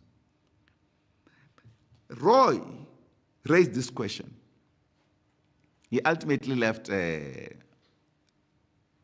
even the communist movement, I think out of disgruntlement. I was trying to check the comrades from India What happened to Roy? He was a close friend of Trotsky, by the way. But he raised an important question which was recorded by Congress. Because as they accepted the resolution, they did not resolve his concerns. And Congress felt that his concerns were valid. He said, despite accepting that communists can work with the National Liberation Movement, even submerge themselves inside the National Liberation Movement, the communists must retain the right of independence from the National Liberation Movement. This is where we are today. Our right of independence. This decision that we have taken, comrades, have brought back our leverage as an alliance with the African National Congress and COSATU. For decades now, we have now been undermined. People think that the Communist Party, you give it a position, it will keep quiet. No. The positions that are given are deserved positions. Yes, they are deserved positions. We must not trade them for anything. That is why even all of you comrades, particularly the comrades who are deployed, must never at once ever betray these given positions, as if these positions are a bargaining tool for control of the Communist Party. No one must accept any position if the intention of that position is to control the Communist Party. We must remain independent as a party of the working class. So therefore, it is critical that in this regard, I have to raise something towards closing, Comrade Chairperson, that one of our immediate tasks is elementary grassroots mobilization on the program of self-reliance and sustainability of our communities, to fight food insecurity for our people and to fight for food sovereignty and household-based employment. Household-based employment. What had really disturbed me, and I must raise this thing with some of our comrades, that we did the work during the elections. We discussed in some provinces, I'm going to mention some few provinces, that have failed to implement this thing even when an offer has been put on the table. Maybe because they don't know what to do. But we'll correct this thing as we do. We take over with the Red Caravan program. In Capricorn District, Matlala Khamshat, I visited that 2 days before the elections. I could not postpone that campaign because my brother had died. My older brother, my eldest brother actually, had died at the Seyangoba rally, when I was at the Seyangoba rally, which was on a Saturday. He died that day. The following day, I still on our elections program in Seabuzwa because I was visiting a church. And that church said they want to pray for us as a movement to win the campaign. But they said only if I come. They will do a special dedicated service to us. They will also allow us to address the congregation. That's a few days before the elections. We really appreciated that. Comrade, like, we must go back once more, work with the church on the programs that we have agreed to do. I could not postpone that because the condition of going there, of the church giving us a special service for the ANC, was on the base of my arrival. But also, after that, we visited King Makosonke of the Bandebele. And there was no way I could postpone that, despite that my brother had died. And that morning was also my daughter's birthday. The following day, which was Monday, I honored a program in Limpopo, Capricorn District, Mshateha Matlala, where we also had to visit the local king or paramount chief. And we could not postpone that. And there in Mutala Hamashate, Mshateha Matlala, we gave a commitment as the Communist Party to work on some of these things on the rural programs. even to set up a running co-op of the Communist Party, which actually prepared the food for us that day. We made several other commitments. These commitments have not been implemented up to today. Completely unacceptable. We went to the Northern Cape prior, in Kimberley. Was it outside Leraton Park or somewhere? I can't remember that section that we visited. We agreed to set up community shop for our activists and the volunteers. It has not been done to date because of bureaucratization. We gave these offers in many other parts of our communities, in the Western Cape, in Khayelitsha, Comrade Benson. We did the same. We only built, and we received some report about some projects, interventions in Marikana, in the Northwest, where the ANC could not go and campaign. The Communist Party went there to campaign. We're committed to this program, right up to the end. So I just wanted to indicate that some of these examples in which we went to community programs, deep down, including when we honored some of these programs despite bigger challenges in our personal spaces, we still committed for ourselves to make sure that the movement is able to win the elections. So it is therefore important that this question of household-based community employment cannot be abused. One of the parties, Boza, made it one of its headlines, and they don't know what to do with this particular program. We have been speaking about it. We are the only one that knows how to implement this thing. But our comrades don't want to start the job. Now, I am extremely worried about the district secretary there, who can't follow up such an important program. Because it's clear, it means the district secretary doesn't know what needs to be done. Let alone the provincial secretary who must insist that this thing must be done. We cannot have this thing repetitively across the board. So we have to change this thing. We have to equally, comrades, as we join this, the national caravan, and reconnect with the masses and consult them and jointly tackle the problems that they face by example of leadership. We have to equally defend the gains of the revolution and advance our working class interest. There's no class that is going to fight for the interest of another class. If you think electing billionaires, millionaires to lead our movement, they will overnight change and be heroes of the working class, you are dreaming. It won't happen. Lenin says this thing as the first task in his three sources and component part of Marxism. The first task of a communist consciousness is to identify with your class and your class interest.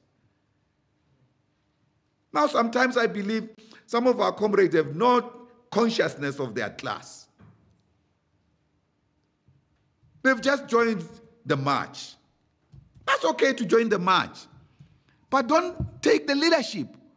If you have no interest of your class, don't think, oh, this is manna from heaven, they are giving me the leadership. Say, comrades, I'm not able to fulfill this task. Step aside, let the others come in so that they can fulfill the task of the working class. We are a part of the working class, not a part for ourselves as members. And therefore, the internal renewal of the movement becomes important, starting with party leaders at all levels, including these party leaders accepting internal democratic processes in the party and practicing it. And therefore, we must change the conduct of political lordism, where some of the comrades, they think that they are kings. There are no lords and kings in the Communist Party. There are people who believe that they control our structures. Now, let me be clear, comrades. I'm the General Secretary of the Communist Party, and I don't have to remind you about this. I was elected by Congress. I don't own the Communist Party. This Communist Party can expel me tomorrow if I betray it. I don't behave myself like the king of the Communist Party or the lord of the Communist Party. That is why even when we had that augmented central committee, I was humbled to accept that when the Congress has given us the mandate, our collective structure said, comrades, we are not ready. Let's start with 2026 local government elections. Let's now still do it with the ANC. I humbled myself. But who are these leaders who think that they own the Communist Party? They want to bring confusions in our ranks. This confusion must come to an end. We will present here the process towards setting up electoral structures and preparing ourselves to contest elections. We are not leaving the alliance. We remain in the alliance, but we are independent. Identify yourself with the class. If you are confused, join the multi-class. Yes, if you are confused, belong to the multi-class alone. Just know that you can always be welcome the day you have clarified your consciousness as a working class, your working class consciousness as a cadre. There's nothing wrong with that. We need, therefore, to change this, this posture of this lordism and kinshipness inside the party structures. People who think that they own our structures, they intimidate our comrades. We've had terrible situations that we're dealing with, and people think that we can act politically if we want. They think that our hands are chained. No, our hands are not chained. We just have sense of decorum and respect. But we can be clearly decisive if we want. We have seen people disbanding our structures at willy-nilly because they don't like this district secretary or that. They don't like that branch, this or that. Basically pursuing this factional tendency that we have seen destroying our movement. That thing must come to an end. We equally have the right to disband a dysfunctional province, by the way, or a province that is misbehaving above its mandate, or the leaders who are doing so. We can remove you. This is not a threat. It's just to highlight this question. And yesterday, we had to cancel a meeting because we felt we must have discussion with our provincial secretaries.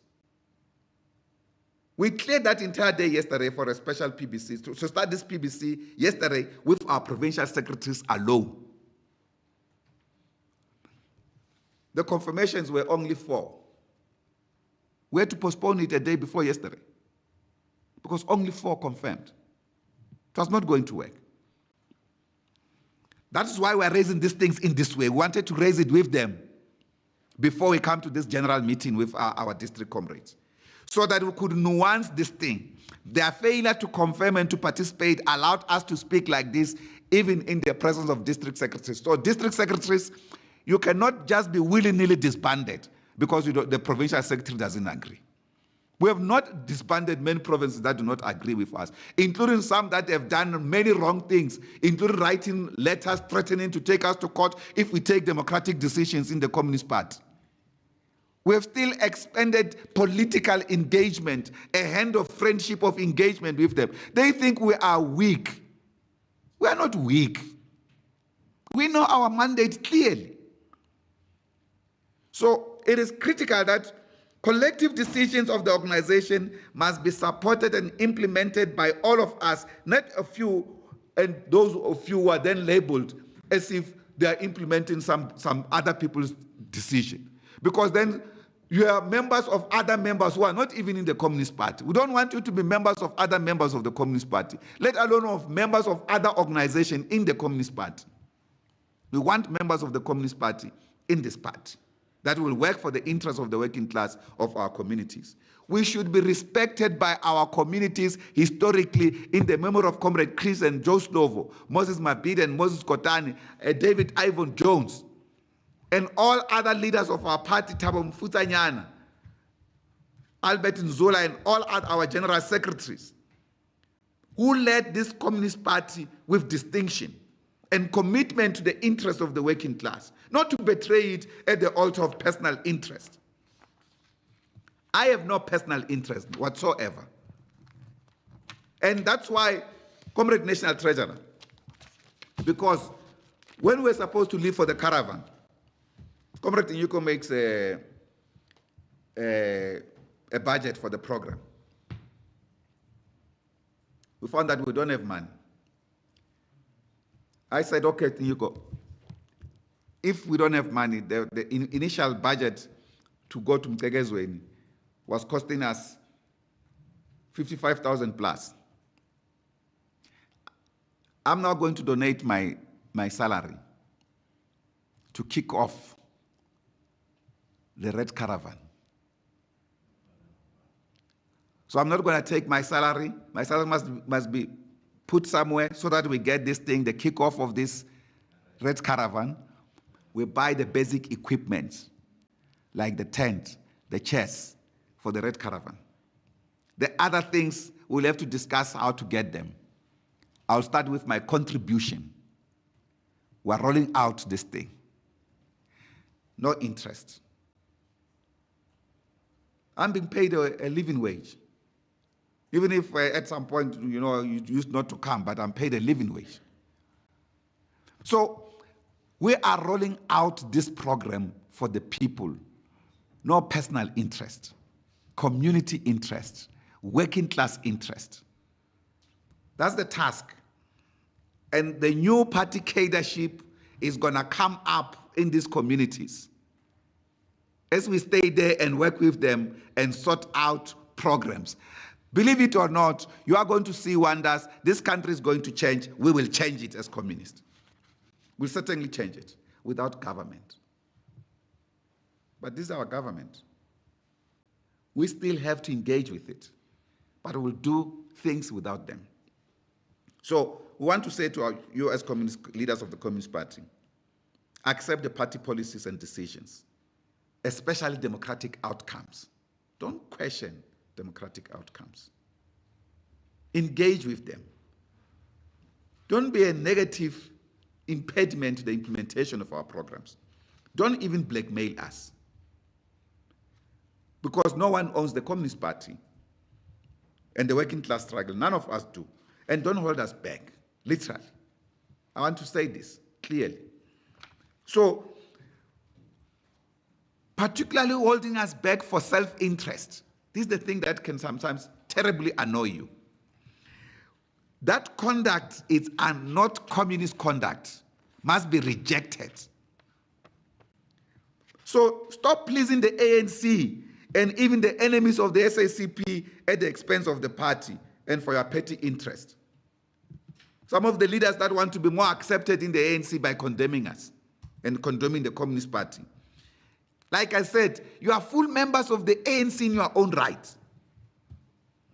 And therefore, you don't need to bargain your acceptance in the ANC by using the SACP, by condemning it and bringing confusion and factional tendencies within the ranks of the SACP, and spreading gossip and even lies. Stop doing that as leaders of the Communist Party. The implementation, in fact, the issue that we must clarify, we already have a policy on this. The implementation of the local government election is done. What we must decide is whether now we can contest every other by-election that comes. The resolution on this exists already. Individuals, structures, areas can make a representation that they want to contest this one. For instance, we discussed this matter of the ANC even in the midst of the recent Tabazimbi by-election of the entire municipality. We said, let's go together as the alliance. But we're just giving an example because our comrades in Limpopo, the entire municipality is up for discussion. They are not interested. They don't even make a recommendation to the Central Committee that let's contest. Because either the leadership is satisfied. No, comrades, it doesn't work like this. The issue is that we will be ruling that municipality collectively as the alliance. We know the leader, the mayor there is a member of our party. But the situation could be different. We had to get a coalition there. After winning 11 of 12 seats, we could not still be the majority in the council, because we lost in the calculation of proportional seats, because of the system of calculations. But if we had the Communist Party in this space, we have said it at the National Congress, that when we requested and engaged the African National Congress, that let's do it together, some of them said, how are they going to tell their members not to vote for the ANC but vote for the Communist Party? Imagine how I felt when this 1993 decision of the Central Committee asking members of the Communist Party to vote for the African National Congress. Now some leaders of the ANC says, can they ever do that? And that's the reason why they defeated this notion of flexibility that was also defeated in Congress, openly in the plenary. So I don't understand this prevarication from some of the leaders of the Communist Party. It should not exist, this thing. There's clarity about where we are going. We are independent, we'll fight for the class, we remain in the alliance. If components of the alliance decide they don't want communists, it will not be the first time. Clement Katali did that. That's how he destroyed the trade union movement, but he gave us an opportunity to rebuild a red trade union movement in this country. We built almost every single sector of the trade union movement as the Communist Party after the expulsion of communists in the ICU, Industrial Commercial Union, by Clement Katali. We rebuilt the trade union movement in this country. We will rebuild. But the ANC will be damaged if they dare take this decision, like they've been threatening some of us, threatening that they will take rule what. They forget we are the only party that the ANC recognizes in its constitution as its allies. That is why you can't be a member of the DA and join the ANC. But you can be a member of the Communist Party and be in the ANC. It's allowed. Now they want to create a confusion because of poverty of politics. Certainly, we've got a difficult crisis. Mandla Makupula used to say that, no, you deal with what the ANC gives you. That's the problem we have. We are dealing with what we have in front of us. So, comrade, we must not bargain the Communist Party for anything, not for our personal interest. And here, at the party headquarters, where I'm based, Central Committee, if any of our members at lower level picks up this problem of people abusing our office, contact me directly, or contact this comrade next to me, comrade Madala Masuku, and David Mason in the Secretariat. We will deal with that matter decisively. We'll never bargain the Communist Party for anything. Be that as members, leaders of our Communist Party. Of course, comrade, we were told, like I indicated, there was arrogance in that engagement with the African National Congress. But we remain committed to the alliance and to the engagement. That's why even this coming Monday, we have still accepted the postponement of the bilateral. We still go, have discussions. But what is clear is that we've broken the practice of being patronized by the political elites across the alliance. We've twisted loyalties to the people and doublespeak of leaders. We have broken the chains of patronage to defend the working class from a state violence through austerity and other measures, privatization, all these things that are strangling strategic services of our people in the hands of the state, and they are handing these services to capital. The Communist Party, therefore, in conclusion, Comrade Chair, will have to reassert its Special National Congress decisions. And that fifth Special National Congress emerged decisively at the historic moment of our country and the working class, where we're facing serious challenges from international capital and from domestic capital, local capital that officially entered the electoral space. We are contesting capital, literally. We have shown this, we have demonstrated this, even to the allies. We have shown how, particularly one family, the Oppenheimers, have funded all new opposition parties. The so-called Moonshot Pact. We shared this document even with the movement. They are public, they're there at the IEC Party Political Funding reports. They indicate who has funded who. That's why this shock when the ANC opted to work with the DA. The controllers of these funders of the opposition to our liberation movement. We were very much disappointed. We took, of course, a decision to roll out and work on the question of the national dialogue. The national dialogue, comrades, we have said we must guard that it doesn't become a bourgeois project that reverses the Freedom Charter and many other important people's documents. That the national dialogue must be used to defend the interests of the working class and to defeat capitalism and to reject capitalism.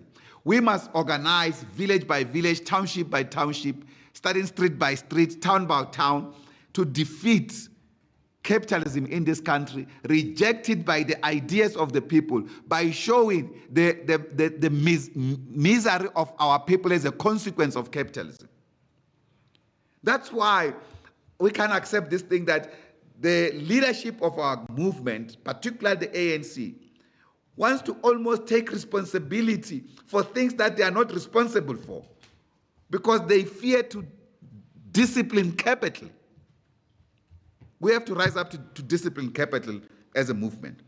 But having outlined all these critical challenges, comrade, we have committed ourselves to confront capitalism's crisis and to challenge neoliberal policies and building a better future based on our commitment to a socialist transition.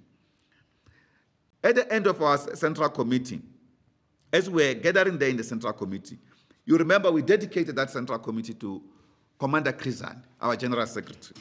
Because at the time of our Congress, his assassin was just released from prison just a few weeks ago, given that 2022 November Constitutional Court order, which directed that he must be released on parole. We must never let Caravan die, nor kill him again. That's why this T-shirt. This T-shirt was made by the ANC, not by the Communist Party. This T-shirt was made by the ANC. You must see it, comrade, project it proper. This T-shirt was made by the ANC in support of the Alliance program to go to prison, Hoshimampur prison in Tshwane, to protest the Constitutional Court's release on parole of Janus Walus. It was not made by the Communist Party. But we have adopted it because it has started to attract good attention. So it's our number one T-shirt. It has all logos of the Alliance. We are short of Samco, including Umkhonto weSizwe, the People's Glorious Army, not the party. So it is therefore important, comrade, that we have reached this critical moment in our revolution, in which we define the moment to consolidate the NDR against the backdrop of difficult international situation.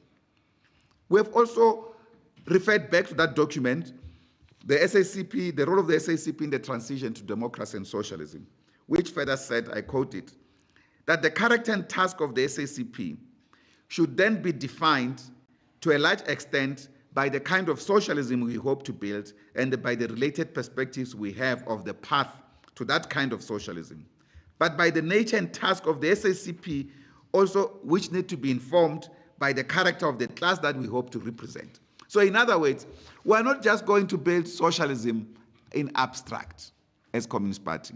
We'll build this socialism taking into consideration the material condition of our people.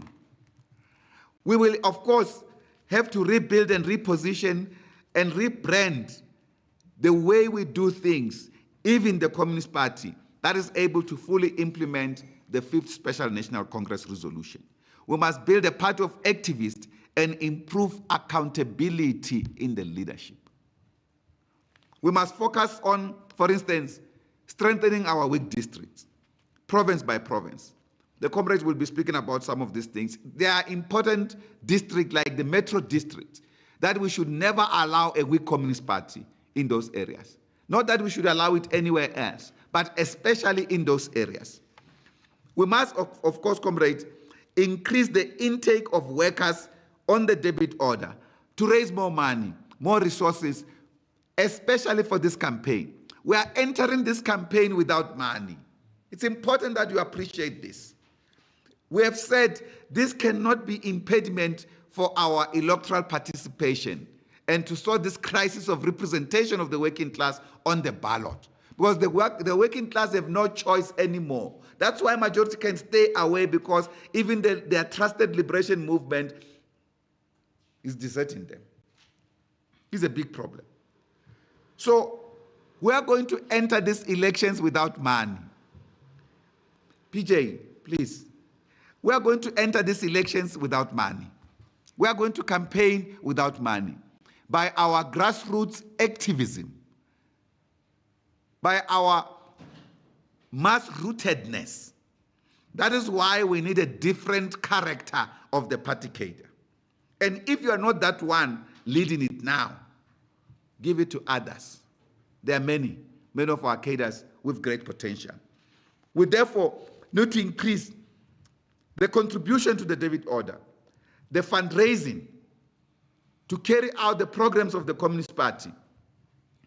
We must therefore thoroughly prepare for the 2026 local government elections through active campaigns, through fundraising work and mass work, and rebuild and intensify our mobilization of various social movements to free the people from state dependency and confront the shift of power to the hands of capital forces, particularly in the GNU, and deal with these problems of neoliberal budgeting.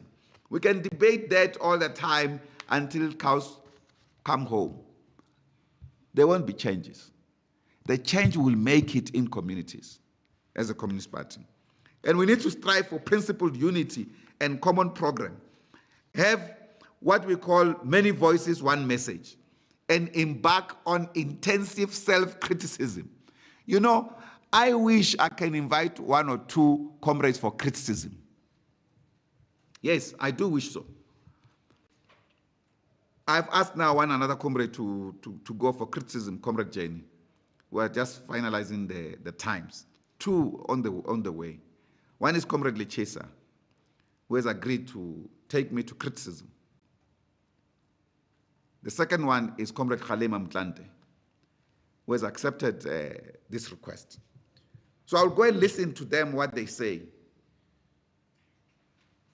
and internalize what they're saying. I wish I can do one or two of our comrades in provinces for criticism.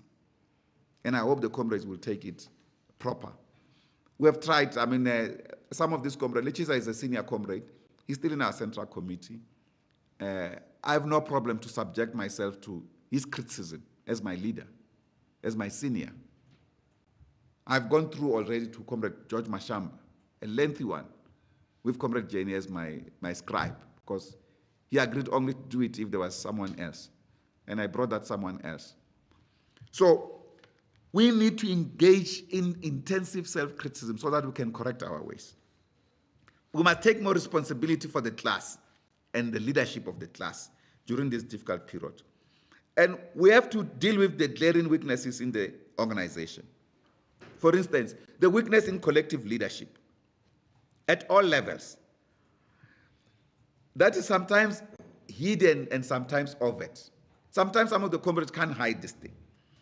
We need to intensify further our work to build and increase the independent voice of the Communist Party and speak and represent the working class clearly and unequivocally, irrespective who is in front of us.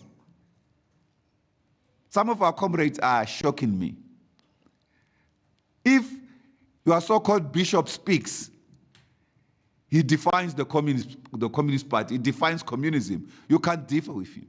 We have no bishops in the Communist Party. Please, no bishops. Once you are a leader, you start characterizing yourself in that way, you must know you can't belong to the Communist Party. You need thorough self-criticism to rework on what a party leader is about. So we must intensify and strengthen our Young Communist League and the youth programs. Last night, we finished that program at 10, the launch of the Comrade Moses book.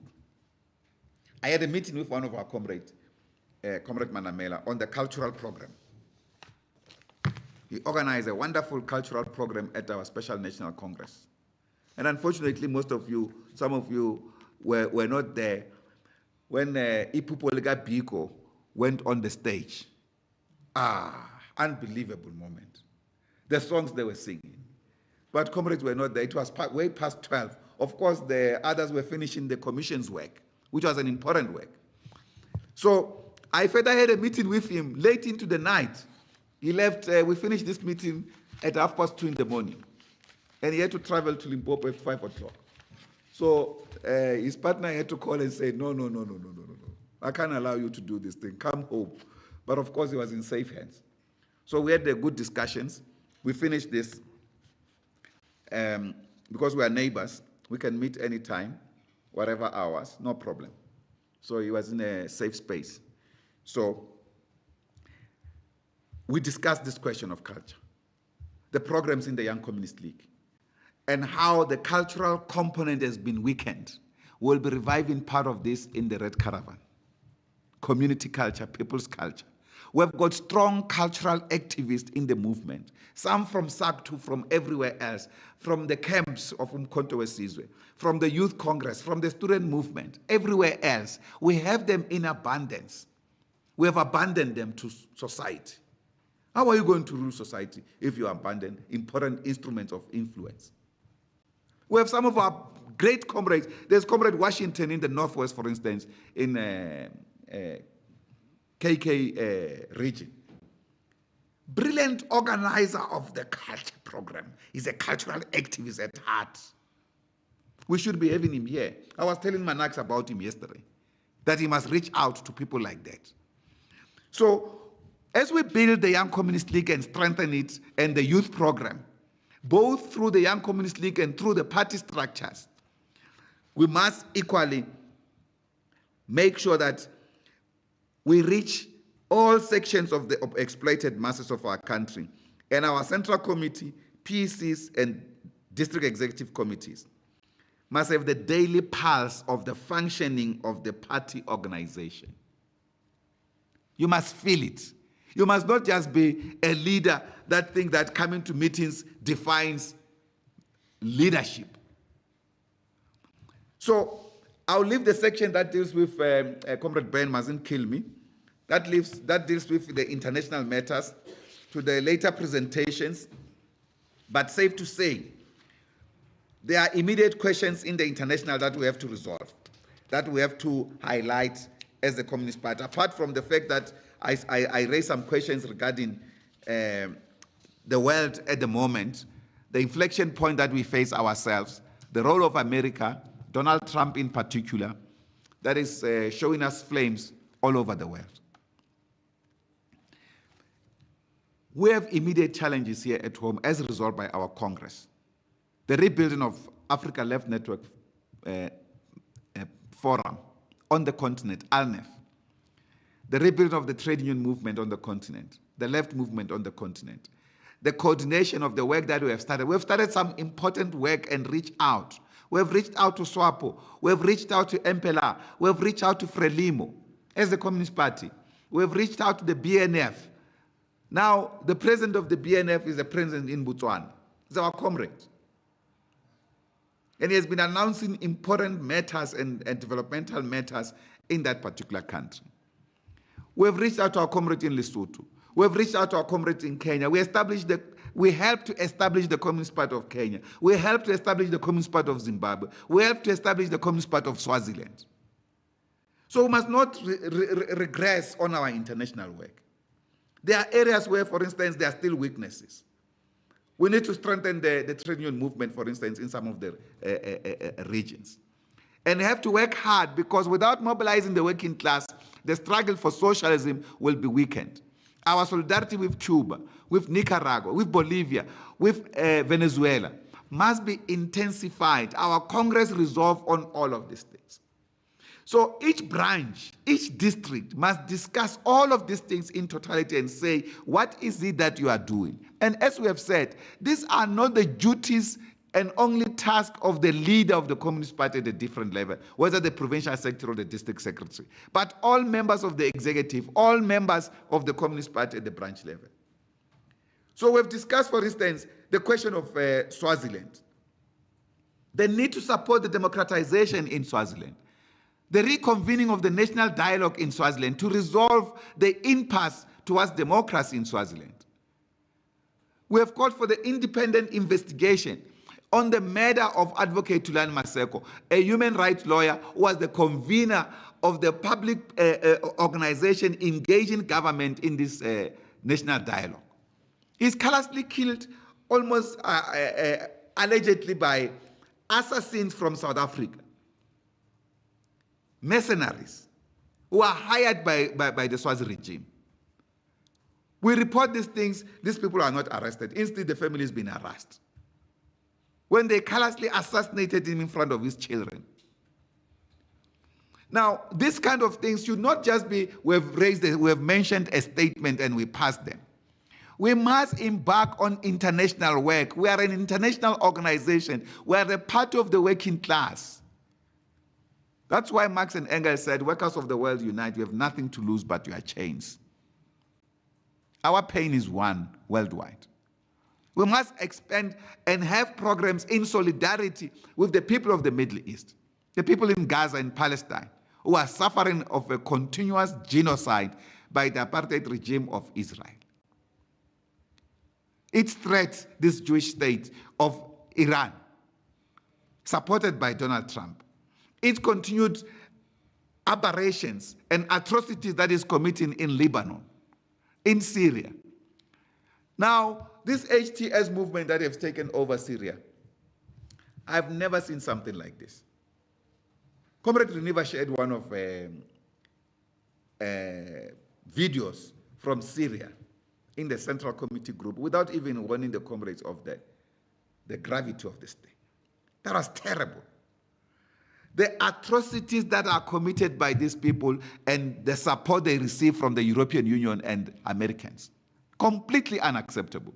So our solidarity with the axis of resistance in the Middle East should remain strong, despite the setbacks that they've suffered, the killings of their leaders and so forth. We must remain steadfast that socialism will succeed. I mean, in Syria, they banned all the socialist formations. The Socialist Party, the Socialist Workers' Party, the Socialist Youth Movement, the Socialist Baath Party, the Communist Party of Syria, every other party has been banned by this new regime. They have been celebrated in Washington and London and in Brussels, the European Union. So our international work must expand across the continent. We have the crisis in Sudan, the war, the situation in the DRC. And this is a big situation. By the way, Comrade Thengiwe, we need a red mic program on the situation in the DRC as a Communist Party, so that we can also talk clearly about this question with M23 and the government in Kinshasa. I just saw a couple of days ago, the US government has signed a deal, a minerals deal with the government in Kinshasa. It is quite clear the direction of that war, where it is going, once the US government is involved. So it's a big, big problem. So we have to deal with all of these things, comrade, but overall, we want to say the Communist Party and its program, it's in your hands as the leadership. It will be what you do, you make of it, as Moses Kotane would have said. The future of our country is in your hands, talking to our youth, and it will be what you make of it. The future of the working class, of the struggle for socialism in this country, is literally in the hands of this Communist Party. But we should not just celebrate that it's in our hands. It is in our actions, what we do, to determine how the working class will live in this country, whether they can continue to live under the capitalist barbarism or in the freedom of socialism. It's our choice. Thank you very much, Comrade Deputy National Chair. I know I took more than allocated. This is another criticism that I have to receive. I have received it from Comrade Jenny the other time. I need to reflect on it, but after Manamela left and I stayed to finalize my notes, I realized that there were many things to add. And that's why they were cast in this form. They were a little bit longish. My apologies for that. So because of that, we couldn't rearrange the time as allocated initially. But my apologies for that. But thank you very much, comrades. And I'm glad that all of us are here. We'll have to get and give a feedback to others who are not here, so that no one who's not here will hold us back. We're not going back. We're moving forward, marching together with the masses of our country. Thank you very much. Amandla! Thank you. Thank you. Await.